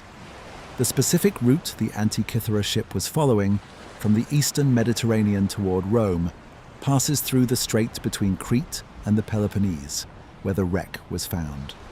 A ship leaving Rhodes and heading for Rome would have passed through exactly these waters. The specific combination of Rhodian astronomy, Corinthian calendar traditions, and Syracusan mechanical heritage that the mechanism's inscriptions and design suggest may represent the transmission of knowledge across the Hellenistic world. the specific way that ideas and techniques moved from one intellectual center to another through the networks of scholars and craftsmen that the Hellenistic world maintained. The mechanism may be Rhodian in its making and Archimedean in its intellectual heritage. It may be the product of a single brilliant craftsman working in one tradition, or of a collaborative tradition that drew on multiple sources. We do not know. What we do know is that it was made, that it was valued, that someone commissioned it or purchased it and was taking it somewhere when the ship went down. And that, for 2,000 years, it lay on the seafloor, its gears still meshing, waiting to be found. Let me also say something about the specific character of Hellenistic science more broadly, because understanding the mechanism requires understanding the world that produced it, a world that was, in its specific intellectual tradition, doing something recognizably scientific. The Hellenistic period, roughly from the death of Alexander the Great in 323 BCE to the Roman conquest of Egypt in 30 BCE, was one of the most intellectually productive periods in human history. The specific combination of resources, institutions, and intellectual traditions that converged in the Hellenistic world produced achievements in astronomy, mathematics, medicine, geography, and engineering that were not equaled in many cases for over 1,000 years. We have discussed the Library of Alexandria as the institutional center of this achievement, but the intellectual tradition was broader than any single institution. The schools at Athens continued to produce philosophical and scientific work. The astronomers of Babylon and Egypt contributed observational data. The mathematicians of Rhodes and Syracuse pushed the boundaries of what geometric reasoning could achieve. The Antikythera Mechanism is the product of all of these, its Babylonian astronomical cycles transmitted through the Greek tradition, its Hipparchan parameters for the solar and lunar anomaly, its Archimedean mechanical techniques, its Rhodian or Corinthian calendar systems, its Egyptian calendar on the front display. It is, in a very literal sense, a synthesis of the Hellenistic world's intellectual achievements, compressed into a shoebox-sized bronze device. A synthesis that was then lost. Not immediately. The tradition that produced it persisted for some time after the mechanism was made. But gradually, as the Roman world absorbed the Hellenistic intellectual centers, and as the specific conditions that had sustained the tradition, the patronage, the institutional frameworks, the free exchange of ideas between scholars across the Mediterranean, were disrupted. The tradition faded. The mechanism survived on the seafloor because the ship that was carrying it sank. The tradition it represented did not survive. It sank in a different way, more slowly, more completely. Here is the question that haunts the Antikythera mechanism. If the Hellenistic world could build this, if the tradition that produced the mechanism was known and respected in the 1st century BCE, if Cicero could describe similar devices in the same matter-of-fact way he described other remarkable engineering achievements, then why does nothing comparable appear in the historical record for the next 1,400 years? 1,400 years. From the 1st century BCE to the first sophisticated mechanical clocks of medieval Europe in the 13th and 14th centuries CE, there is no device in the historical record that approaches the Antikythera mechanism in its combination of mechanical sophistication and astronomical precision. The tradition that produced it apparently died. The knowledge that made it possible apparently vanished. The specific convergence of astronomical theory and mechanical engineering that the mechanism represents apparently did not transmit itself into the medieval world. Why? The question is important not just as a historical puzzle, but as a lesson about the nature of technical knowledge and how it survives, or fails to survive, the disruptions of history. Let me start with what we know about the fate of the ancient mechanical tradition. The Roman world that absorbed the Hellenistic Mediterranean in the 1st century BCE was not hostile to Greek science in the way that the medieval Christian world sometimes was. Roman aristocrats admired Greek intellectual achievements. They collected Greek art, hired Greek philosophers as tutors for their children, read Greek literature and science. The specific transmission of Greek knowledge into Latin, in the works of Cicero, Lucretius, Pliny, Vitruvius, and others, preserved a great deal of Hellenistic learning in a form that eventually reached the medieval West. But the Roman world was also, in a specific sense, less interested in theoretical science than the Hellenistic world had been. The Romans were extraordinarily accomplished engineers. The aqueducts, the roads, the concrete construction, the military engineering were all achievements of the first order. But Roman engineering was practical. It was oriented toward building things that worked, towards solving specific construction and military problems. The specific combination of theoretical astronomy and mechanical engineering that produced the Antikythera Mechanism required something different: a sustained interest in using mechanical devices to model abstract astronomical relationships, driven by philosophical curiosity rather than practical necessity. This kind of pure scientific instrument making was less valued in the Roman world than it had been in the Hellenistic world. The institutional structures that had sustained Hellenistic science, the Mouseion at Alexandria, the philosophical schools at Athens and Rhodes, the royal patronage that had funded research without demanding immediate practical results, were either absorbed into Roman administrative structures or declined as the Roman world reorganized the political economy of the Eastern Mediterranean. The Library of Alexandria continued to function in diminished form into the late Roman period, but the specific energy that had made it the world's leading center of scientific research, the concentration of exceptional scholars, the freedom to pursue whatever questions interested them, the cross-pollination of different scientific traditions, was not maintained at the same level after the Roman conquest of Egypt. The astronomical tradition survived in textual form. Ptolemy's Almagest, written in Alexandria in the 2nd century CE, synthesized the accumulated astronomical knowledge of the Hellenistic world into a comprehensive mathematical system that would dominate European and Islamic astronomy for 1400 years. The mathematical astronomy of Hipparchus, the models that the Antikythera Mechanism encoded in bronze, was preserved in Ptolemy's text and transmitted into the medieval world. But the mechanical engineering tradition, the specific knowledge of how to translate astronomical models into gear-driven instruments, does not appear to have been transmitted in the same way. Ptolemy described the astronomical models. He did not describe gear trains. This is the specific gap. The theory survived. The engineering did not. Why did the engineering tradition fail to transmit? Technical knowledge is harder to transmit than theoretical knowledge. A mathematical model can be written down in a text. The same text can be copied and read by scholars across centuries and continents. The specific knowledge of how to cut bronze gears to particular tolerances, how to design a pin and slot mechanism that produces the right speed variation, how to assemble a gear train in a compact wooden case and keep it working. This kind of knowledge is much harder to transmit through text.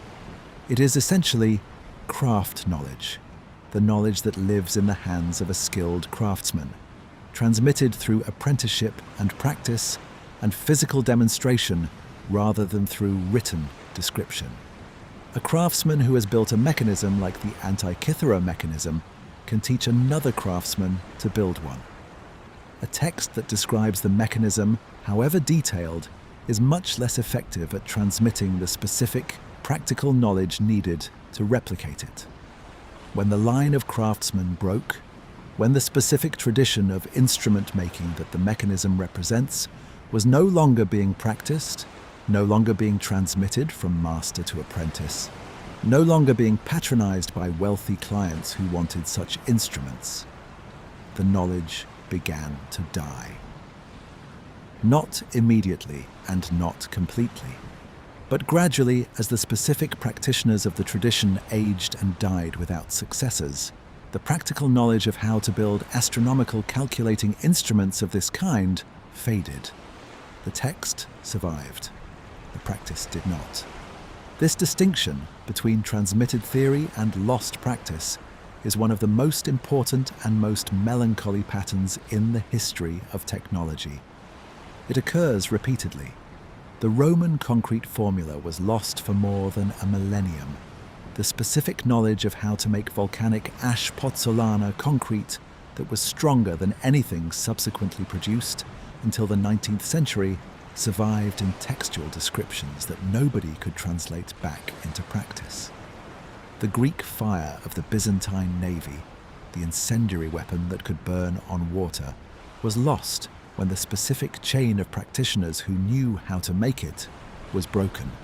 These losses are not the result of catastrophic destruction, they are the result of the fragility of practical knowledge, of the specific dependence of craft traditions on the unbroken chain of master to apprentice that transmits the knowledge that texts cannot fully capture.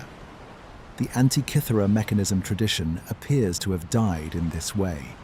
Not burned, not forbidden, simply no longer practiced, no longer transmitted, no longer sustained by the institutional and economic structures that had supported it. Now let me turn to what happened in the 14 centuries between the mechanism and the first medieval mechanical clocks, because the story is not one of complete darkness. The Islamic world, which inherited and extended the Hellenistic scientific tradition through the great translation movement of the 8th and 9th centuries, also made important contributions to mechanical science. The engineers and scholars of the Islamic world produced water clocks, automata, and astronomical instruments of considerable sophistication. The most remarkable of these is the work of Al-Jazari, an engineer who worked in what is now Turkey in the late 12th and early 13th centuries, and who wrote a comprehensive treatise on mechanical devices, the Book of Knowledge of Ingenious Mechanical Devices, that describes 50 different machines including elaborate water clocks, hand-washing automata, and musical automata driven by water pressure. Al-Jazari's devices are extraordinary pieces of engineering. His elephant clock, a water-powered clock with a moving elephant, a rocking mahout, a dragon, and a bird that marks each half hour, is one of the most complex mechanical devices documented from the medieval period. His descriptions are detailed enough that working reconstructions have been built in the modern era. But Al-Jazari's devices, sophisticated as they are, do not replicate the specific feature that makes the Antikythera mechanism unique: the use of differential gearing to model astronomical cycles with mathematical precision. Al-Jazari's clocks keep time through water flow and counterweights. They do not embed the Metonic cycle in a gear ratio. They do not model the lunar anomaly through a pin and slot mechanism. The Islamic world preserved the astronomical theory. Ptolemy's Almagest was translated into Arabic and became the foundation of Islamic astronomy, which extended and refined it. Islamic astronomers made important new observations, corrected errors in Ptolemy, and produced new astronomical tables of great precision. But the specific bridge between astronomical theory and mechanical modeling, the bridge that the Antikythera mechanism represents, was not rebuilt in the Islamic world. The theory was there. The mechanical skill was there. The bridge was not. Why not? Possibly because the specific tradition of instrument making that had produced the mechanism, the specific workshops, the specific apprenticeship chains, the specific culture of precision mechanical astronomy had been broken so thoroughly that the Islamic world, inheriting the theory without the practice, could not reconstruct the practice from the theory alone. The Antikythera mechanism demonstrates that the practice is much harder to reconstruct than the theory. We have had the mechanism in our hands for over 100 years, with all the resources of modern materials, science, and engineering available to us. It was not until 2022 that a comprehensive working reconstruction of the front display was completed by a team at University College London, incorporating the full planetary display that the inscriptions describe. 100 years with all of modern engineering to understand and reconstruct one ancient device. The medieval Islamic engineers, working without the device itself and without the tradition of making such devices, had essentially no chance of reconstructing it from the astronomical theory alone. And so the bridge was not rebuilt, and the 14th century gap persisted, until the mechanical clockmakers of medieval Europe, developing the escapement mechanism and the gear train from first principles, driven by the practical need for accurate timekeeping for religious offices, independently produced the technology of precision mechanical timekeeping. They did not know about the Antikythera mechanism. They were not building on its tradition. They were starting from different questions and reaching different, though related, destinations. The mechanism was still on the seafloor. The tradition it represented was still lost. But the need for mechanical precision, the human impulse to make machines that kept time and modeled the cosmos, was still alive. It always had been.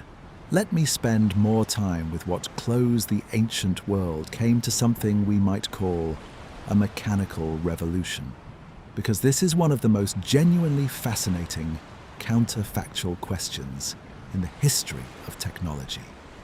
A mechanical revolution, analogous to the Industrial Revolution of the 18th and 19th centuries, would have required several things: reliable mechanical power sources, precision manufacturing of components, systematic application of mechanical principles to production, and the institutional and economic structures to develop and deploy these things at scale. The ancient world had some of these. Not all. The mechanical principles were well understood. Archimedes' work on the lever, the pulley, the screw, and the inclined plane provided a rigorous mathematical framework for mechanical analysis that was not significantly advanced until the Renaissance.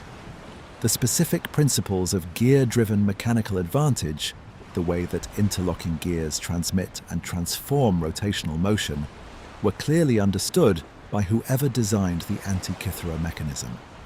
The precision manufacturing capability, at least for small devices, was present.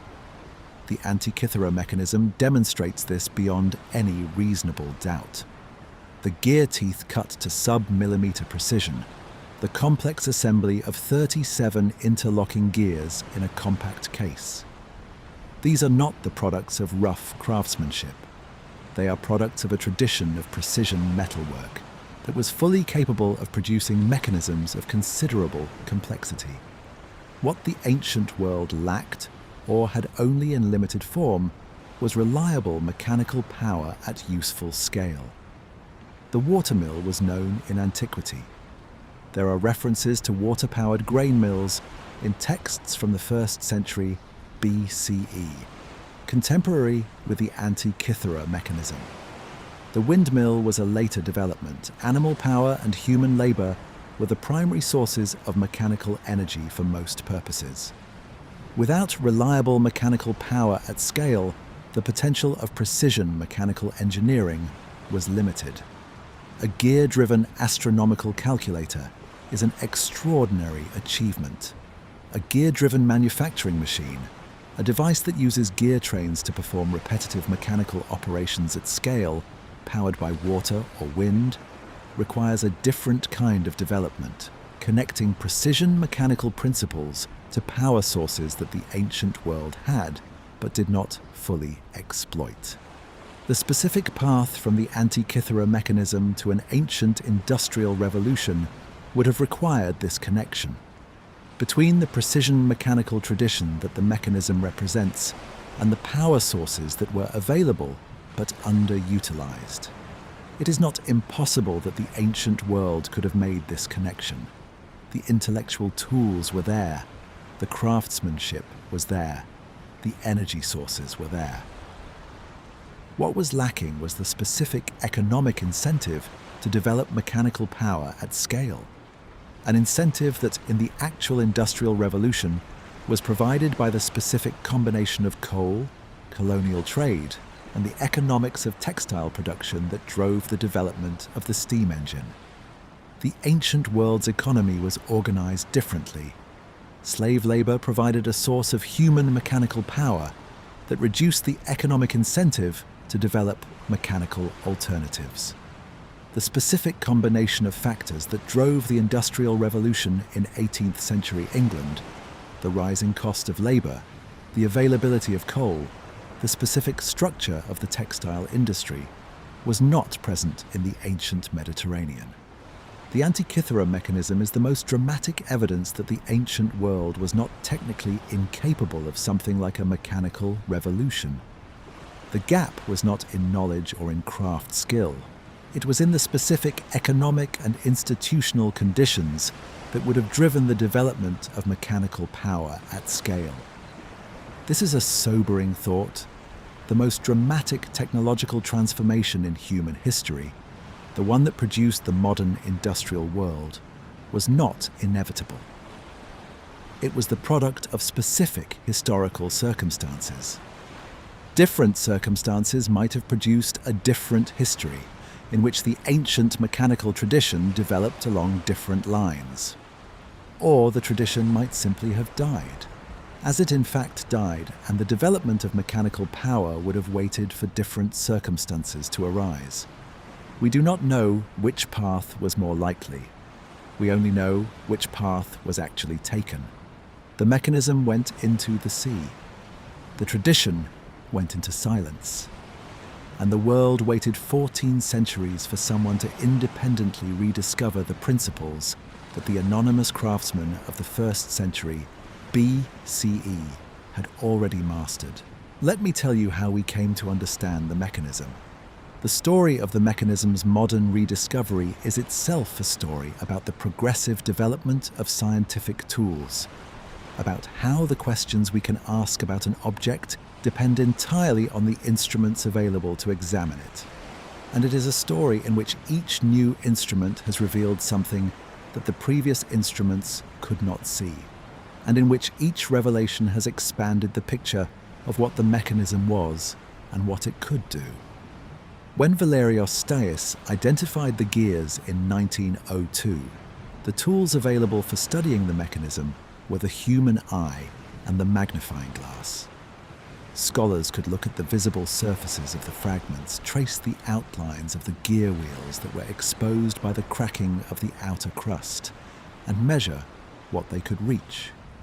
The interior of the fragments, the gears buried beneath other gears, the inscriptions on surfaces that faced inward, was invisible. The first major advance came in the 1950s and 1960s, when the British science historian Derek de Solla Price obtained access to the fragments and applied X-ray radiography to them. X-rays pass through the corroded bronze more easily than through the intact metal, allowing Price to see, dimly, the shapes of gears and other features hidden beneath the outer surface. Price's X-ray study produced the first reasonably comprehensive picture of the mechanism's gear train. He was able to count the number of gears, estimate the number of teeth on many of them, and begin to understand the general structure of the mechanism as a whole. In 1974, Price published a landmark paper, Gears from the Greeks, the Antikythera Mechanism, a calendar computer from circa 80 BC. In the Transactions of the American Philosophical Society, this paper is the foundational document of modern Antikythera studies. It established the mechanism as a genuine ancient computing device, described its main astronomical functions, and argued that it was a sophisticated differential gear mechanism of a kind that should not have been possible in the ancient world. Price's paper generated enormous scholarly interest. It also generated considerable skepticism. The idea that the ancient world had produced a device with differential gearing was so contrary to the conventional understanding of ancient technology that many scholars were reluctant to accept it. The skepticism was partly well-founded. Price's analysis, though pioneering, was in several respects incomplete and in some respects wrong. His reconstruction of the gear train contained errors. His account of the mechanism's astronomical functions was partially incorrect.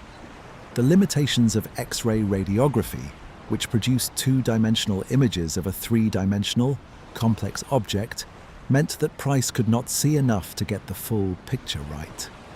The specific corrections to Price's reconstruction came from two directions in the decades that followed. Michael Wright, working at the Science Museum in London, undertook a comprehensive re-examination of the fragments using more sophisticated X-ray tomography and produced a revised reconstruction that corrected several of Price's errors and identified features, including the pin and slot gear for the lunar anomaly that Price had missed. Wright's work, published in a series of papers in the 1990s and 2000s, substantially advanced the scholarly understanding of the mechanism.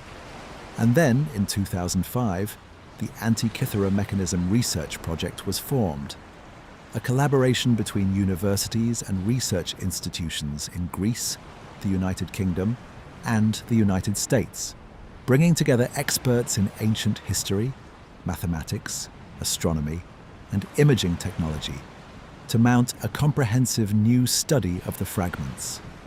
The key technology that the research project brought to the problem was X-ray computed tomography, the same basic technology as a medical CT scanner, but adapted for archaeological artifacts and operated at higher resolution and with greater precision than any previous imaging of the mechanism had achieved. CT scanning does not just produce a two-dimensional image of the interior of an object. It produces a three-dimensional model, a complete volumetric representation of the object's interior, from which images can be extracted at any angle and any depth. For a complex three-dimensional object like the Antikythera mechanism, this is transformative. The CT scanner used for the research project was a specialized instrument brought to Athens specifically for the study. It was operated by a British company called X-Tech Systems, whose scanner produced images of extraordinary resolution, capable of resolving features as small as 1/10 of a millimetre inside the corroded bronze fragments. The results of the CT scanning were, in the words of the researchers who saw the first images, astonishing. Features that had been invisible in X-ray radiography, gear teeth that were hidden behind other gear teeth, inscriptions on inner surfaces that faced away from the outer crust, suddenly became visible in the three-dimensional CT data. The full extent of the inscriptions, which turned out to be far more extensive than had been previously understood, could be read for the first time.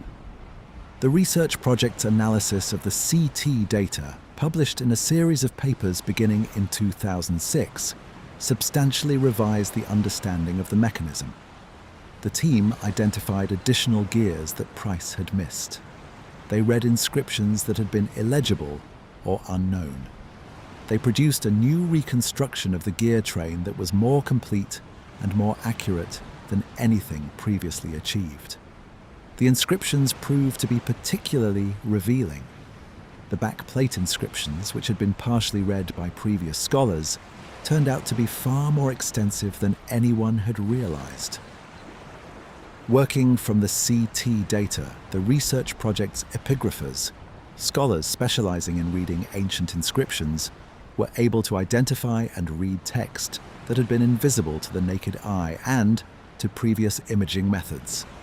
The inscriptions included what appeared to be a comprehensive manual for the device's operation, explaining the Metonic and Saros cycles, describing the front display, and, most excitingly, describing a planetary display that showed the positions of the 5 visible planets. The planetary display was a revelation. Previous reconstructions had focused on the solar and lunar functions and the eclipse prediction capabilities. The inscriptions indicated that the device also showed the positions of Mercury, Venus, Mars, Jupiter, and Saturn, all 5 planets visible to the naked eye in the ancient world. This was a much more comprehensive astronomical instrument than had been previously understood. Not just a calculator of solar and lunar cycles, but a full model of the ancient cosmos. The geocentric universe of the Hellenistic world, with the sun and moon and planets all displayed on the front face. The specific reconstruction of the planetary display has been the most active area of Antikythera research in the last decade. The gear trains needed to produce the motions of the 5 planets are complex.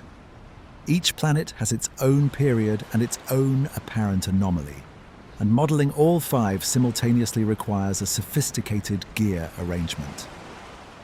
In 2021, a team at University College London led by Tony Freeth, a mathematician and filmmaker who has been one of the central figures in Antikythera research for 20 years, published a proposed reconstruction of the full front display, including the planetary mechanism, in the journal Scientific Reports.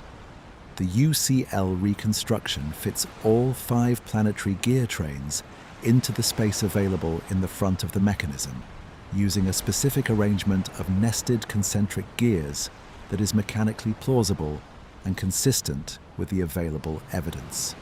The UCL reconstruction has not been universally accepted. The evidence for the planetary display is largely inferential, based on the inscriptions and on what is mechanically possible, rather than on directly observed gears. But it represents the current state of the art in understanding what the mechanism's front display showed. The physical reconstruction, the building of a working model based on the UCL reconstruction, was completed as part of the 2021 project, and the resulting model shows all 7 celestial bodies moving across the front face as the crank is turned, each at its correct speed relative to the others. It is by any measure a remarkable object, and the original, 2,000 years old, corroded and fragmented, locked in a museum case in Athens, is more remarkable still. Because the original was not built by a team of mathematicians and engineers with centuries of accumulated knowledge and modern manufacturing tools. It was built by one person or a small group of people working in a workshop in the ancient Mediterranean with bronze and hand tools, and the specific knowledge that their tradition had accumulated. We have needed 100 years and some of the best scientific tools ever developed to understand what they made in a few months. That is the specific measure of what the Antikythera mechanism represents. And it is a measure that should give us considerable pause about the limits of our own understanding of what the ancient world was and what it could do. Let me spend more time with the specific process of reading the inscriptions, because it is one of the most extraordinary examples of scholarship in recent decades, and it deserves more than a passing mention. The inscriptions on the Antikythera mechanism are not simply difficult to read because of damage. They are difficult to read because of the specific way the ancient Greek letters were inscribed. Tiny, closely spaced, on surfaces that are now partially obscured by corrosion and by the physical overlap of adjacent fragments. The letter height in many of the inscriptions is less than 2 millimeters. Reading them with the naked eye, even under good conditions, is essentially impossible. The CT scanning produced 3-dimensional volumetric data from which the surfaces of the fragments could be mathematically extracted and rendered as high-resolution digital images. These digital surface models could be manipulated, rotated, zoomed, filtered for contrast in ways that physical examination of the fragments could not achieve. Using these digital tools, the epigraphers of the research project were able to read thousands of characters of previously invisible text. The process was painstaking. A single character might require many hours of examination and discussion before the team could be confident about its identity. But the results were extraordinary. The backplate inscriptions, as they were progressively read, turned out to include not just operational instructions, but astronomical and philosophical explanations of the cycles the mechanism modeled. The text described the Saros cycle in terms that suggest the mechanism's user was expected to understand something of its astronomical basis, not just its practical application. One passage, which took years to read and interpret, appeared to describe the eclipse prediction function in terms that connect the mechanism's outputs to a broader understanding of the cosmos. An understanding in which the regular periodicity of eclipses reflects the ordered mathematical structure of the natural world. This is the Antikythera Mechanism as philosophical object, not just scientific instrument. Its creators were not just building a calculator. They were building a physical expression of a philosophical worldview. The Hellenistic view that the cosmos is mathematically ordered, that the apparent complexity of celestial motions reduces to simple periodic cycles, and that human reason can discover and model those cycles. The mechanism is, in this reading, a statement about the intelligibility of the universe. And the inscriptions that explain it are the statement made explicit. There is also ongoing work on the Antikythera wreck itself that adds another dimension to the story.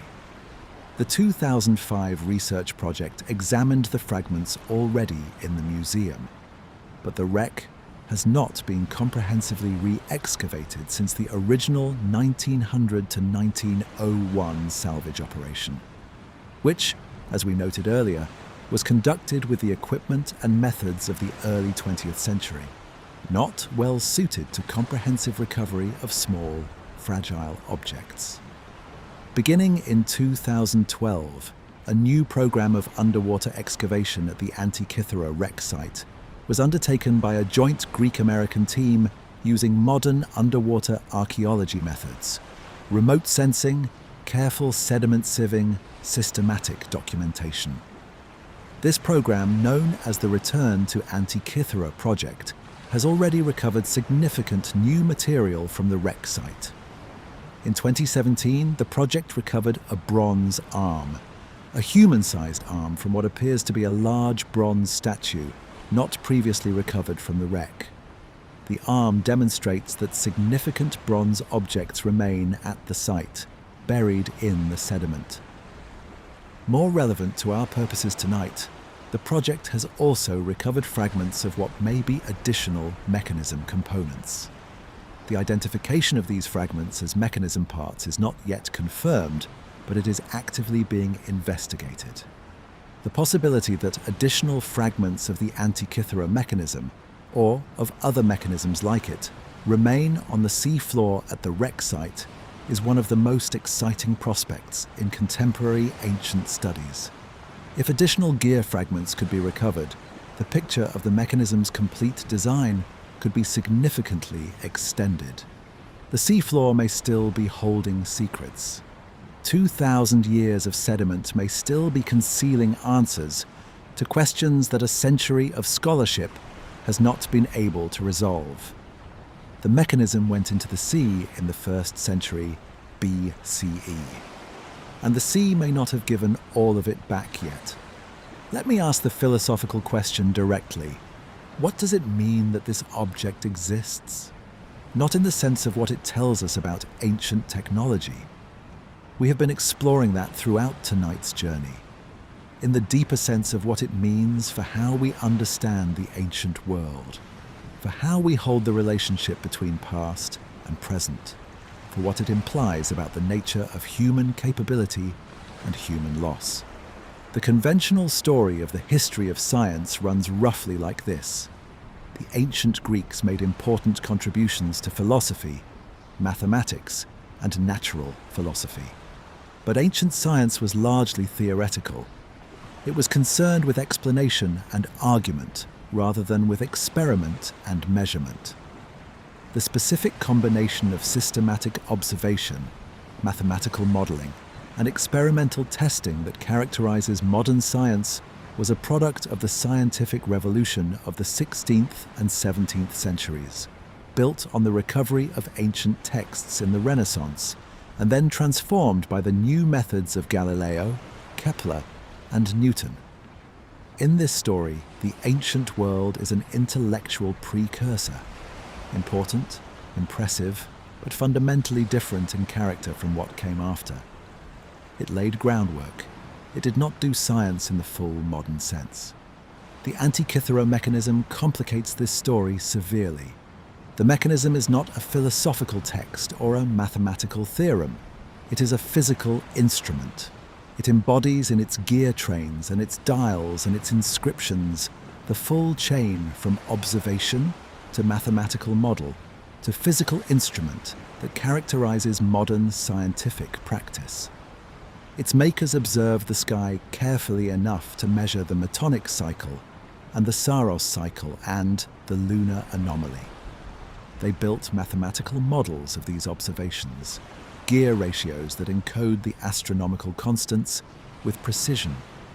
They translated the mathematical models into a physical device that makes predictions. This is not precursor activity. This is the real thing. The ancient world in the specific tradition that produced the Antikythera Mechanism was doing science in the full modern sense. Not with the institutional framework of modern science, not with the specific experimental methods that Galileo and Newton developed, not at the scale or the precision of modern scientific practice, but in the essential logical structure, observation, model, instrument, prediction. It was recognizably the same activity. The Antikythera Mechanism requires us to revise the conventional story, not to abandon it entirely.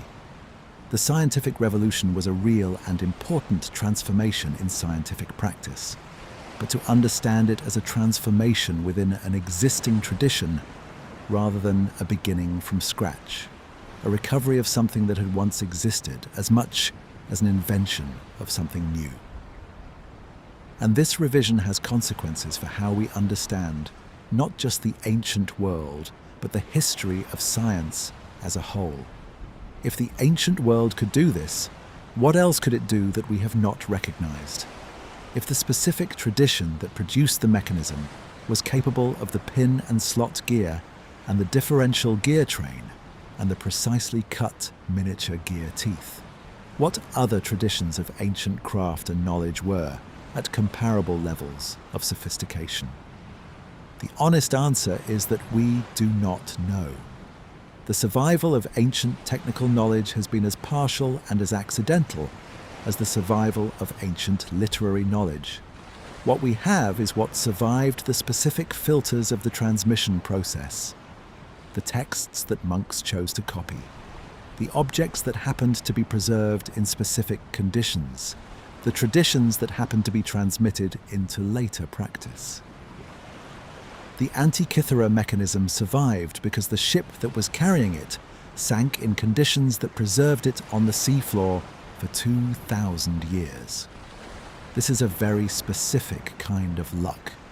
If the ship had reached its destination, the mechanism would almost certainly have been used, worn out, and eventually discarded. The only reason we have it is that it was lost before it could be used up. This is a deeply ironic form of preservation. The mechanism exists in the present because it failed to reach its intended destination in the past. What other objects might have existed?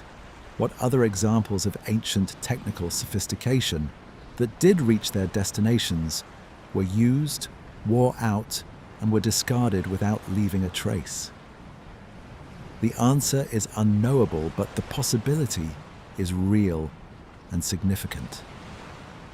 We may be systematically underestimating the technical capabilities of the ancient world, because the things that survived are precisely the things that were lost before they could be used up. The Antikythera Mechanism is the exception that survived because it was lost. The rule, the normal fate of ancient precision instruments, was use and disposal and eventual destruction without record. What the exception tells us is that the rule included objects of extraordinary sophistication that we will never see. Let me also think about what the mechanism implies about the relationship between individual genius and institutional tradition in ancient science.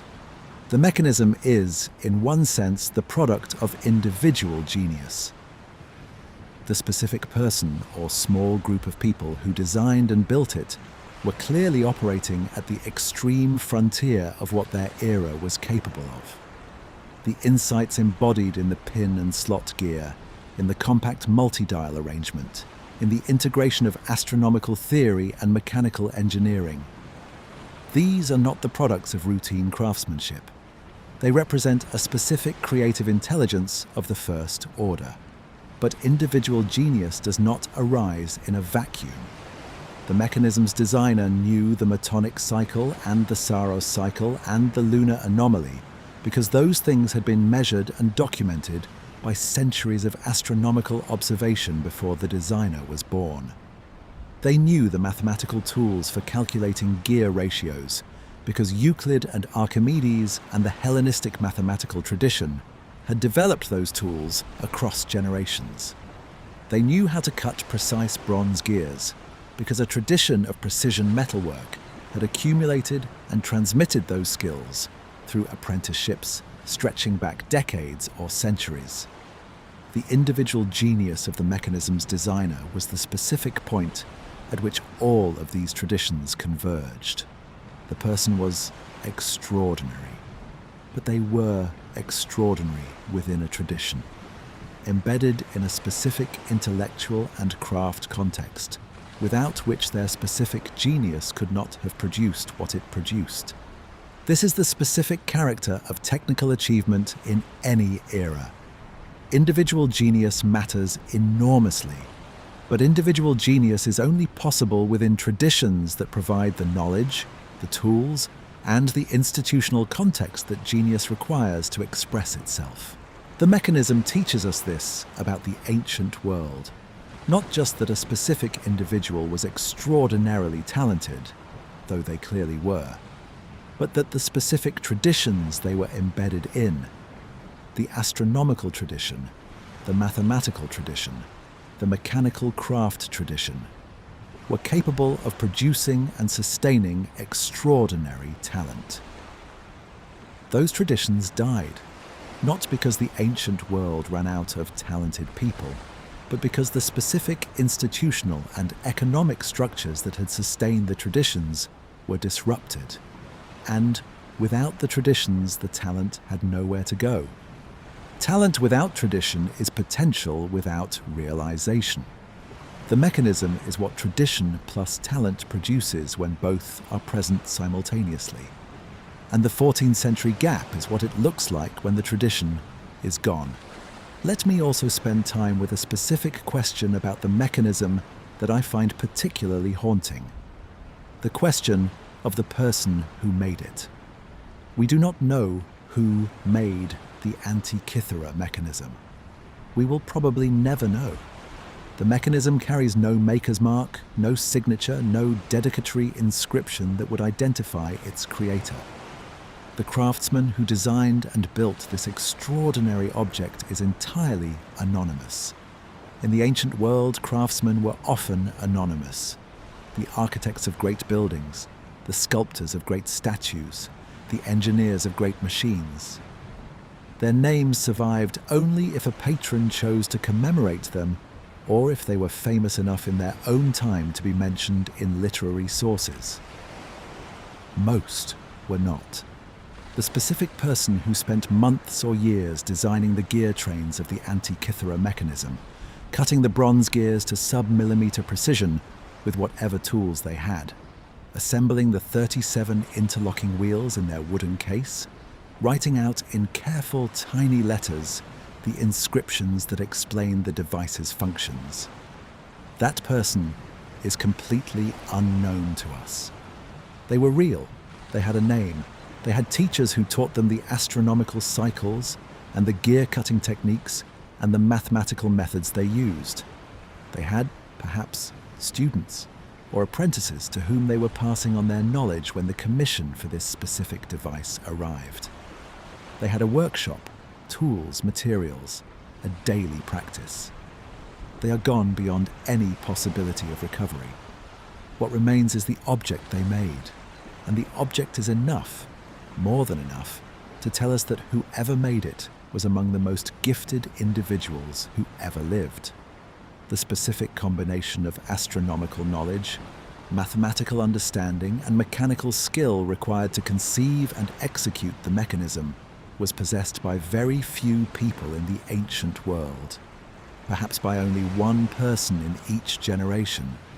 That person is present in the object, not named, not described, not commemorated in any text we have found, but present in the precision of every gear tooth, in the elegance of every gear ratio, in the specific mechanical insights that no one else in the ancient world is known to have possessed. The object is the maker's only monument, and it has survived 2,000 years on the seafloor to tell us that the maker was extraordinary. That is not nothing. It is, in its quiet way, one of the most moving facts in the whole of the ancient world. Let me think about what the anonymous maker's situation tells us about the relationship between craft and knowledge in the ancient world more broadly. In the modern world, we have developed strong conventions for attributing intellectual achievements to named individuals. Scientific papers have authors, inventions have inventors, mathematical proofs have names attached: the Pythagorean theorem, the Archimedean principle, Newton's laws. The history of science is written as a history of named individuals, making specific contributions at specific times. This convention is, in important ways, a distortion of how knowledge actually develops. Most scientific and technical progress is incremental, built on the work of many unnamed predecessors whose specific contributions have been absorbed into the tradition and are no longer individually attributable. The named individuals who get credit are often the people who made the synthesis visible, the culminating figure in a longer tradition rather than the originator of something wholly new. In the ancient world, this convention of individual attribution was even less developed than it is now. Most technical knowledge was not attributed to individuals at all. It lived in the practices of craft traditions, transmitted through apprenticeship and workshop practice, accumulated over generations without record of who specifically contributed what. The Antikythera Mechanism is an exception in that we know a physical object that embodies a specific moment of technical achievement. We can point to it and say, this was made by a specific person at a specific time, and it represents the highest point of a specific technical tradition. But we cannot name the person. This anonymity is not just a gap in our knowledge. It is a reflection of how the ancient world valued knowledge and the people who created it. A philosopher like Aristotle was celebrated and remembered because he worked in a tradition of named, celebrated thinkers. A craftsman who could cut gears to sub-millimetre precision was celebrated in a different way. Through the reputation of their workshop, through the quality of the objects they produced, through the prices their patrons paid. The craftsman's name was not the point. The object was the point. And the object has survived when the name has not. There is something both fair and unfair about this. Fair because the object is genuinely more remarkable than any name could be. It speaks more eloquently for the maker than any biographical record could. unfair because the maker was a human being who deserves to be remembered as a human being, rather than as the anonymous source of an extraordinary object.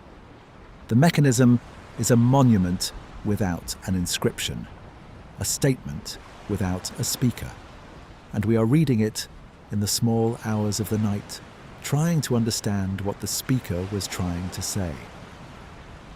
Let me also think about what the mechanism implies about the specific texture of intellectual life in the Hellenistic world, the daily reality of being a scientist or a craftsman in the most intellectually sophisticated culture the ancient world produced. The Hellenistic world was, by any measure, a remarkable place to be intellectually alive. The concentration of scholars and craftsmen and merchants and administrators in the great cities of the Eastern Mediterranean, Alexandria, Rhodes, Pergamon, Athens, created an environment in which ideas circulated rapidly, in which the work of astronomers in one city was known to mathematicians in another, in which the latest astronomical tables from Alexandria could inform the gear ratios of a mechanism being built in Rhodes. The Amarna letters gave us glimpses of the interconnected diplomatic world of the Bronze Age. The Antikythera Mechanism gives us a glimpse of the interconnected scientific world of the Hellenistic period, a world in which knowledge flowed across the Mediterranean, building on itself, reaching levels of sophistication that the conventional narrative of ancient science has consistently underestimated. The maker of the Antikythera Mechanism was part of that world. They read Hipparchus's tables or had access to astronomical knowledge based on those tables. They were familiar with the Babylonian eclipse records that the Saros cycle is based on. They knew the mathematical tradition well enough to design gear trains of considerable elegance. They were a citizen of the most intellectually alive moment the ancient world produced, and they made something that expressed that moment in the most specific and durable way possible.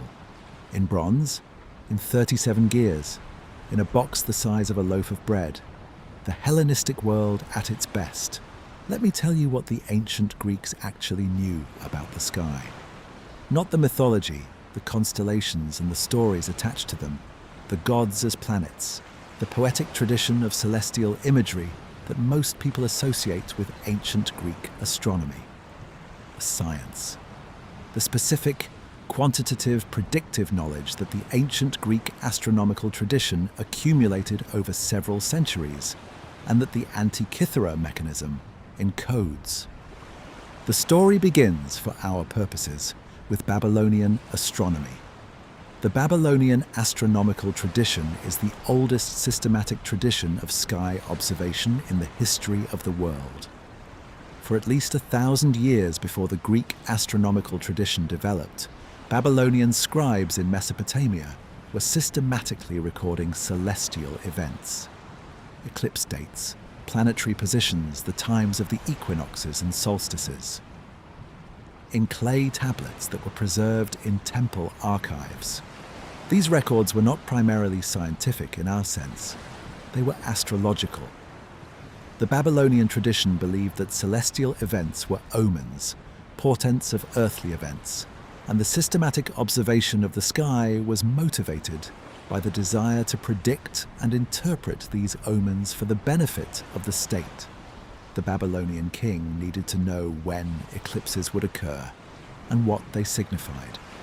But the centuries of systematic observation produced something that transcended its astrological motivation.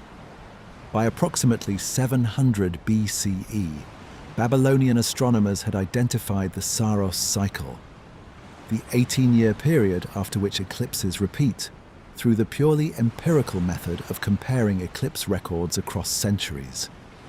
They had identified the periodicities of the planets, the specific cycles after which each planet returns to the same position in the sky. They had developed mathematical procedures for predicting future celestial events from past records. This was, in its essential structure, predictive astronomy, not based on geometric models of what was happening in the heavens, but on empirical patterns extracted from long observation records. The Babylonians could tell you when the next eclipse would occur, not because they understood why eclipses happened, but because they had seen the pattern in the data. The Greek astronomical tradition absorbed the Babylonian data and transformed it. The specific transformation was the application of Greek mathematical geometry to the problem of understanding why the celestial patterns occurred, of building geometric models of the cosmos that would explain the observed patterns rather than merely describe them. The key figure in this transformation is Hipparchus, working in the 2nd century BCE. Hipparchus had access to Babylonian observation records, which had been transmitted into the Greek world, along with other elements of Babylonian learning. Using these records, some of them stretching back centuries, and his own careful new observations, Hipparchus built a mathematical model of the solar and lunar motions that was the most precise and the most comprehensive that had ever been attempted.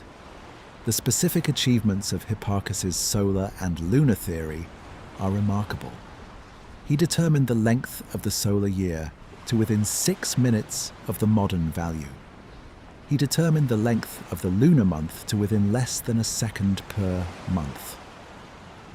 He measured the distance from the Earth to the Moon in terms of Earth radii, with a result that was within a few percent of the modern value. He discovered the precession of the equinoxes, the slow wobble of the Earth's axis that we have discussed in detail in earlier videos. These are not rough estimates or qualitative descriptions. They are quantitative measurements of genuine precision, made with instruments of limited capability, but with extraordinary care, and with access to observation records stretching back hundreds of years. The Antikythera Mechanism encodes the Hipparchan values. The gear ratios that produce the Metonic cycle and the Saros cycle and the lunar anomaly are calibrated to Hipparchus's specific numerical parameters. The mechanism is, in this sense, a physical embodiment of the Hipparchan astronomical tradition. After Hipparchus, the Greek astronomical tradition was synthesized and extended by Claudius Ptolemy, working in Alexandria in the 2nd century CE. Ptolemy's Almagest, the comprehensive treatise on mathematical astronomy that became the foundational text of both Islamic and European astronomy for 1400 years. Incorporated and extended Hipparchus's work, adding improved observations, refining the mathematical models, and producing a complete system for predicting the positions of all the celestial bodies. The Ptolemaic system, the geocentric model of the cosmos with the Earth at the center, and the Sun, Moon, and planets orbiting around it on combinations of circles, was not a perfect model of how the solar system actually works. It was wrong in its fundamental assumption about the Earth being at the center. But within its limitations, it was an extraordinarily capable predictive tool. The Ptolemaic tables of planetary positions were accurate enough to be useful for navigation and calendar making for over 1,000 years. The Antikythera mechanism predates Ptolemy. It was made in the 1st century BCE, roughly 200 years before Ptolemy. It represents an earlier stage of the tradition that Ptolemy would eventually synthesize. But the Ptolemaic tradition and the mechanism tradition are expressions of the same underlying commitment. The commitment to understanding the cosmos through precise quantitative measurement and mathematical modeling. Now let me think about the question of whether the ancient world was on the verge of a scientific revolution, on the threshold of the kind of dramatic acceleration in scientific knowledge that actually occurred in the 16th and 17th centuries CE. The question is genuinely difficult because the evidence for what the ancient world might have become is necessarily speculative. We can only observe what the ancient world actually achieved, not what it might have achieved if its intellectual traditions had continued to develop without the disruptions of the collapse of the Hellenistic world and the loss of the ancient mechanical tradition. What we can say is this: the ancient world had the mathematical tools, the observational data, and the institutional structures, at least for a period, to sustain a tradition of progressive scientific development. The specific sequence from Babylonian observation to Hipparchan modeling to the Antikythera Mechanism represents a genuine cumulative development. Each step building on the previous ones, each generation adding to what the previous ones had achieved. This cumulative character is one of the defining features of scientific progress. Science advances because each generation builds on the work of the previous ones, because knowledge accumulates in a tradition that persists across generations. The ancient astronomical tradition showed this character, at least through the Hellenistic period. What it lacked, or what it had only in partial and fragile form, was the specific institutional framework that sustains scientific progress over the very long term.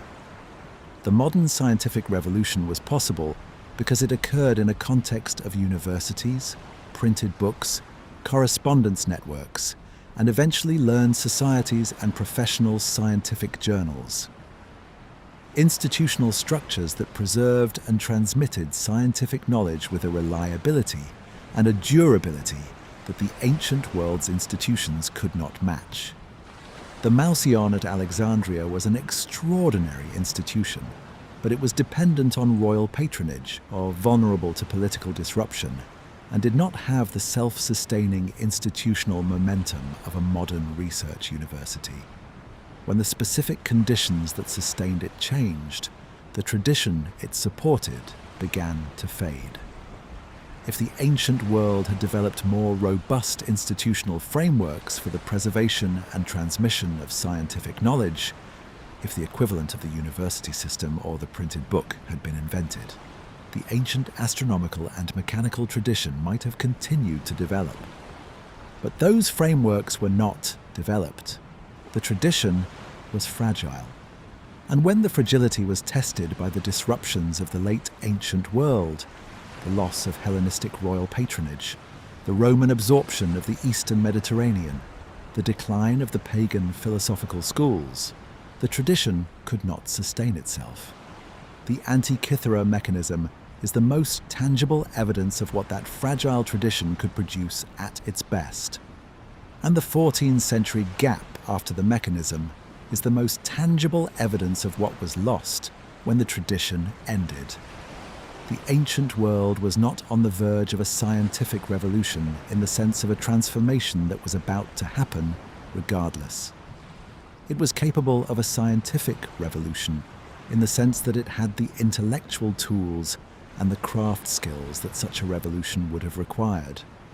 Whether that potential would have been realized depends on contingencies of history that we cannot reconstruct.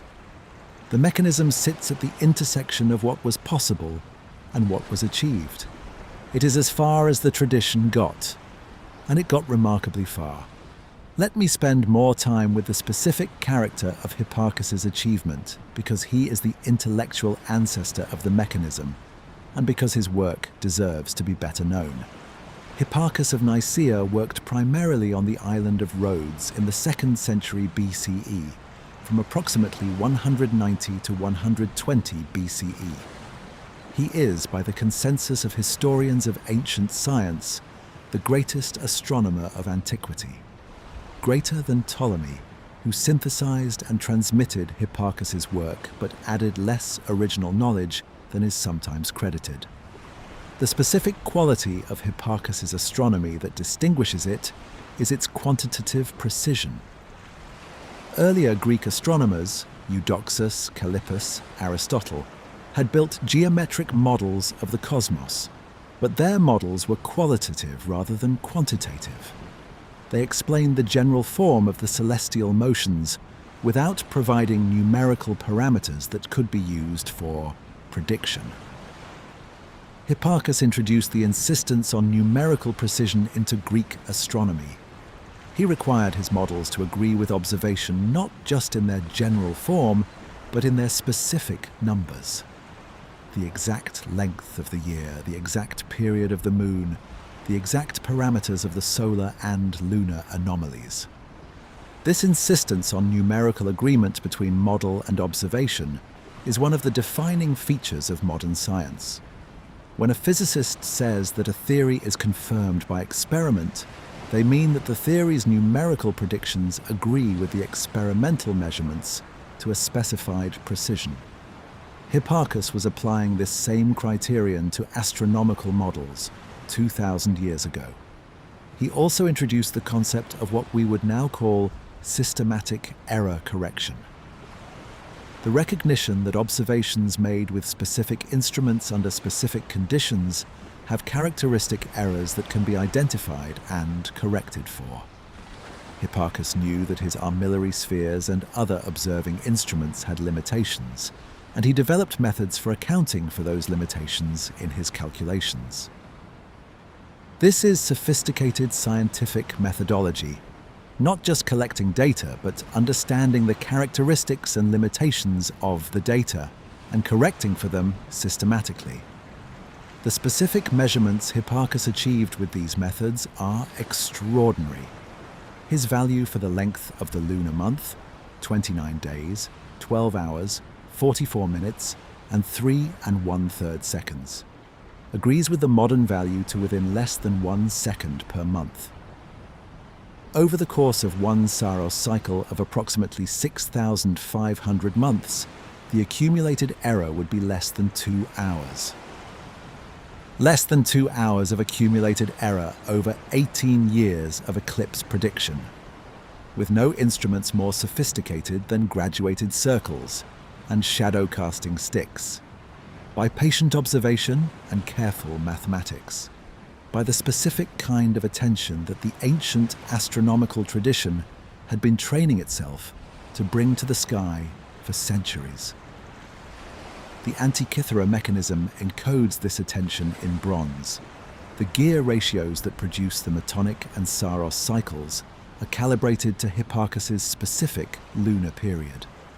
The pin and slot gear that models the lunar anomaly is designed to the Hipparchan parameters for the moon's speed variation through its orbit. When you turn the hand crank of the mechanism and the moon pointer advances across the front dial, you are watching a physical expression of the most precise, ancient measurement of the moon's motion that we know of. You are watching Hipparchus's attention to the sky made visible.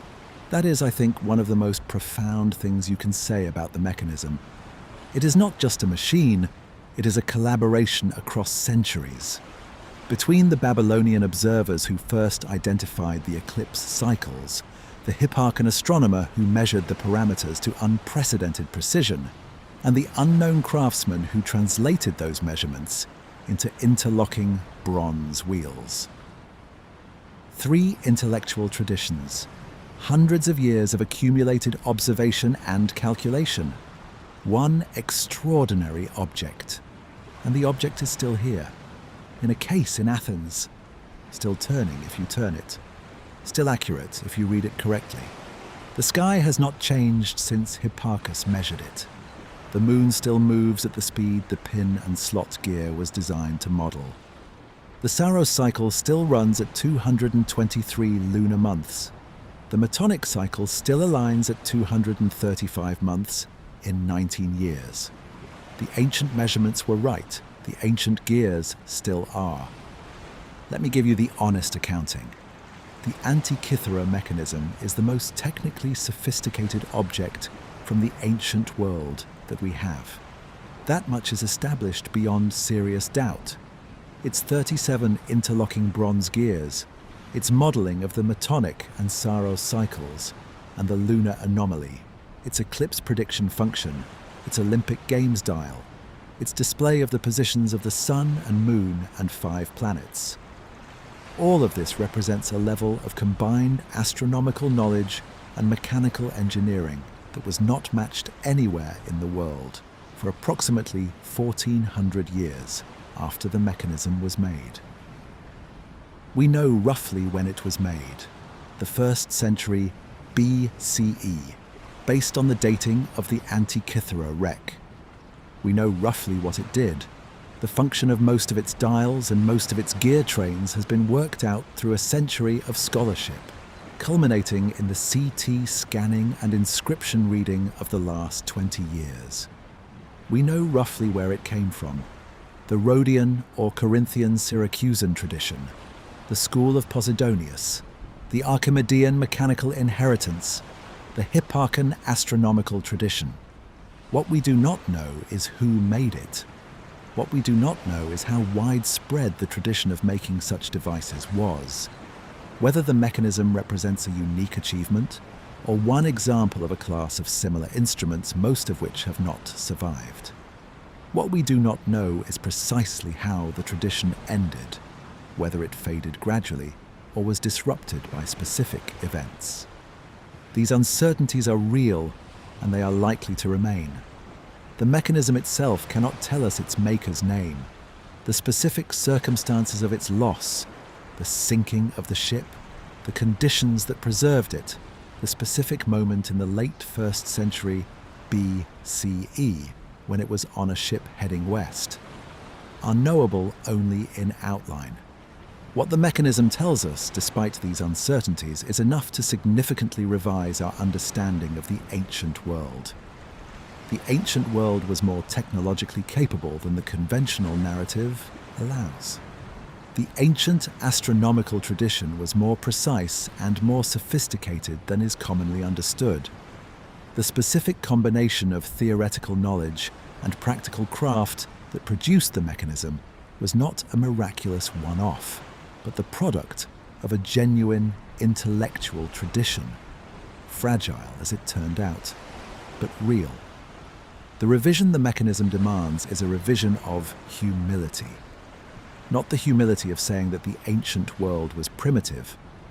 The mechanism demolishes that claim entirely, but the humility of recognizing how much we do not know about the ancient world, how partial and accidental the surviving record is, and how much of what the ancient world achieved has been lost beyond recovery. The mechanism survived because a ship sank. What was lost because ships did not sink? What was used up, worn out, discarded, forgotten? We can only imagine. Let me now try to do what I always try to do at the end of these long nights, to say what the object we have been exploring means as a symbol, what it stands for, why it haunts. The Antikythera mechanism haunts because it is the physical evidence of a road not taken. Not in the sense of a road that was available and deliberately rejected. The ancient world did not consciously choose not to develop the mechanical tradition further, but in the sense of a road that was being traveled, that had real momentum, that led somewhere interesting, and that stopped. The tradition that produced the mechanism was going somewhere, and then it stopped going there. The mechanism is the furthest point on a road that ended, and there is something specifically poignant about furthest points on roads that ended. They carry the weight of what might have come next if the road had continued, the weight of the potential that was not realized, the development that did not happen, the knowledge that was not built. 14 centuries of the road not taken. But the mechanism also haunts for a different reason, a more immediate and more personal reason. It is an object of extraordinary beauty, not beauty in the conventional aesthetic sense. It is not a statue or a painting or a piece of jewelry. Beauty in the sense of elegance. The specific aesthetic pleasure that mathematics and engineering produce when they are done right. When a problem is solved not just correctly, but with economy and grace. When the solution is the simplest it could be and no simpler. When the structure of the solution mirrors the structure of the problem. The Antikythera mechanism is elegant in this sense. The gear trains are not the most complex gear trains that could have been designed. They are the most economical gear trains that achieve the required astronomical ratios, within the physical constraints of a compact mechanism. The pin and slot gear models the lunar anomaly with a simplicity that, once you understand it, feels inevitable. The specific arrangement of the dials on the front and back faces gives the user exactly the information they need in exactly the form they need it. The person who designed this was not just knowledgeable and skilled, they had taste. The specific sense of rightness that distinguishes elegant solutions from merely correct ones. That taste, that specific aesthetic of economy and grace, is one of the things that makes the mechanism so moving. It is not just evidence that the ancient world could make sophisticated machines. It is evidence that the ancient world had people who cared about making sophisticated machines beautifully, who were not satisfied with solutions that merely worked, but wanted solutions that were as simple as the problem allowed. That is a human quality that does not change across centuries. The maker of the Antikythera Mechanism had it, and we recognize it across 2,000 years. Let me now let the night settle. Let the questions rest. Imagine the diver descending again, not the sponge diver of 1900 discovering the wreck for the first time. A later diver, perhaps. Someone who knows what is there, who has come to see it again, to visit, to pay attention, to be in the presence of something ancient and extraordinary. The descent is the same, the blue darkening to purple, the cold increasing, the sounds of the surface world fading, the specific quality of attention that deep water produces, the slowing of thought, the narrowing of focus, the particular clarity that comes when there is nothing to look at but the thing in front of you. The wreck is still there. After more than 100 years of study, after the removal of the statues and the mechanism and the glassware and the coins, there is still material on the seafloor. The great amphora jars, too heavy to move easily, still lie where the ship deposited them. The scattered bronze fragments, some of them perhaps from mechanisms like the one we have been exploring, still lie in the sediment. The seafloor is still and cold and dark. And somewhere in the National Archaeological Museum in Athens, in a temperature-controlled case, the 82 fragments of the mechanism are resting. The corroded green bronze, the barely visible traces of gear teeth, the inscriptions that have been read and partially reconstructed and partially guessed at and partially remain illegible. The fragments are the remnant of a whole that was complete once, a complete instrument, in a complete wooden case, with all its gear trains meshing and all its pointers moving and all its inscriptions readable and all its astronomical functions performing as designed. Let that wholeness rest in the mind for a moment. The complete mechanism, new and working, being handed to whoever commissioned it. The front dial gleaming in the Mediterranean sunlight, the hand crank smooth to the touch, the pointers perfectly aligned. Someone turned it for the first time. Someone watched the moon pointer advance at its variable rate, faster, then slower, then faster again, matching the moon in the sky above them. Someone used it to predict an eclipse. Someone used it to calculate how many years remained until the next Olympic Games. And then it went on to the ship. And the ship sank. And for 2,000 years the gears were still, and the pointers did not move, and the inscriptions were unread. Until someone found it. Until the scholarship began. Until the CT scanner saw through the corrosion. Until the inscriptions were read. Until we understood what it was. Let the gears rest now. Let the pointers rest. Let the Metonic spiral and the Saros spiral rest in the dark of the museum case. Their 19-year and 18-year cycles suspended, no longer advancing, no longer counting down to the next eclipse or the next Olympiad, simply present. Let the moon rest where it is tonight. Whatever phase it is in, waxing or waning, full or new, or somewhere between, it is exactly where the mechanism would have placed it if you had turned the crank to today's date. The mechanism is still accurate. The gears are still right. The cosmos has continued to operate on the same cycles that the ancient maker encoded in bronze 2,000 years ago. The sky has not changed. The moon moves at the same speed it moved when Hipparchus measured it. The Saros cycle repeats at the same interval it repeated when the Babylonians first identified it. The Metonic cycle aligns at 235 months, as it always has. The mechanism is broken. The tradition is lost. The maker is unknown. But the knowledge was right.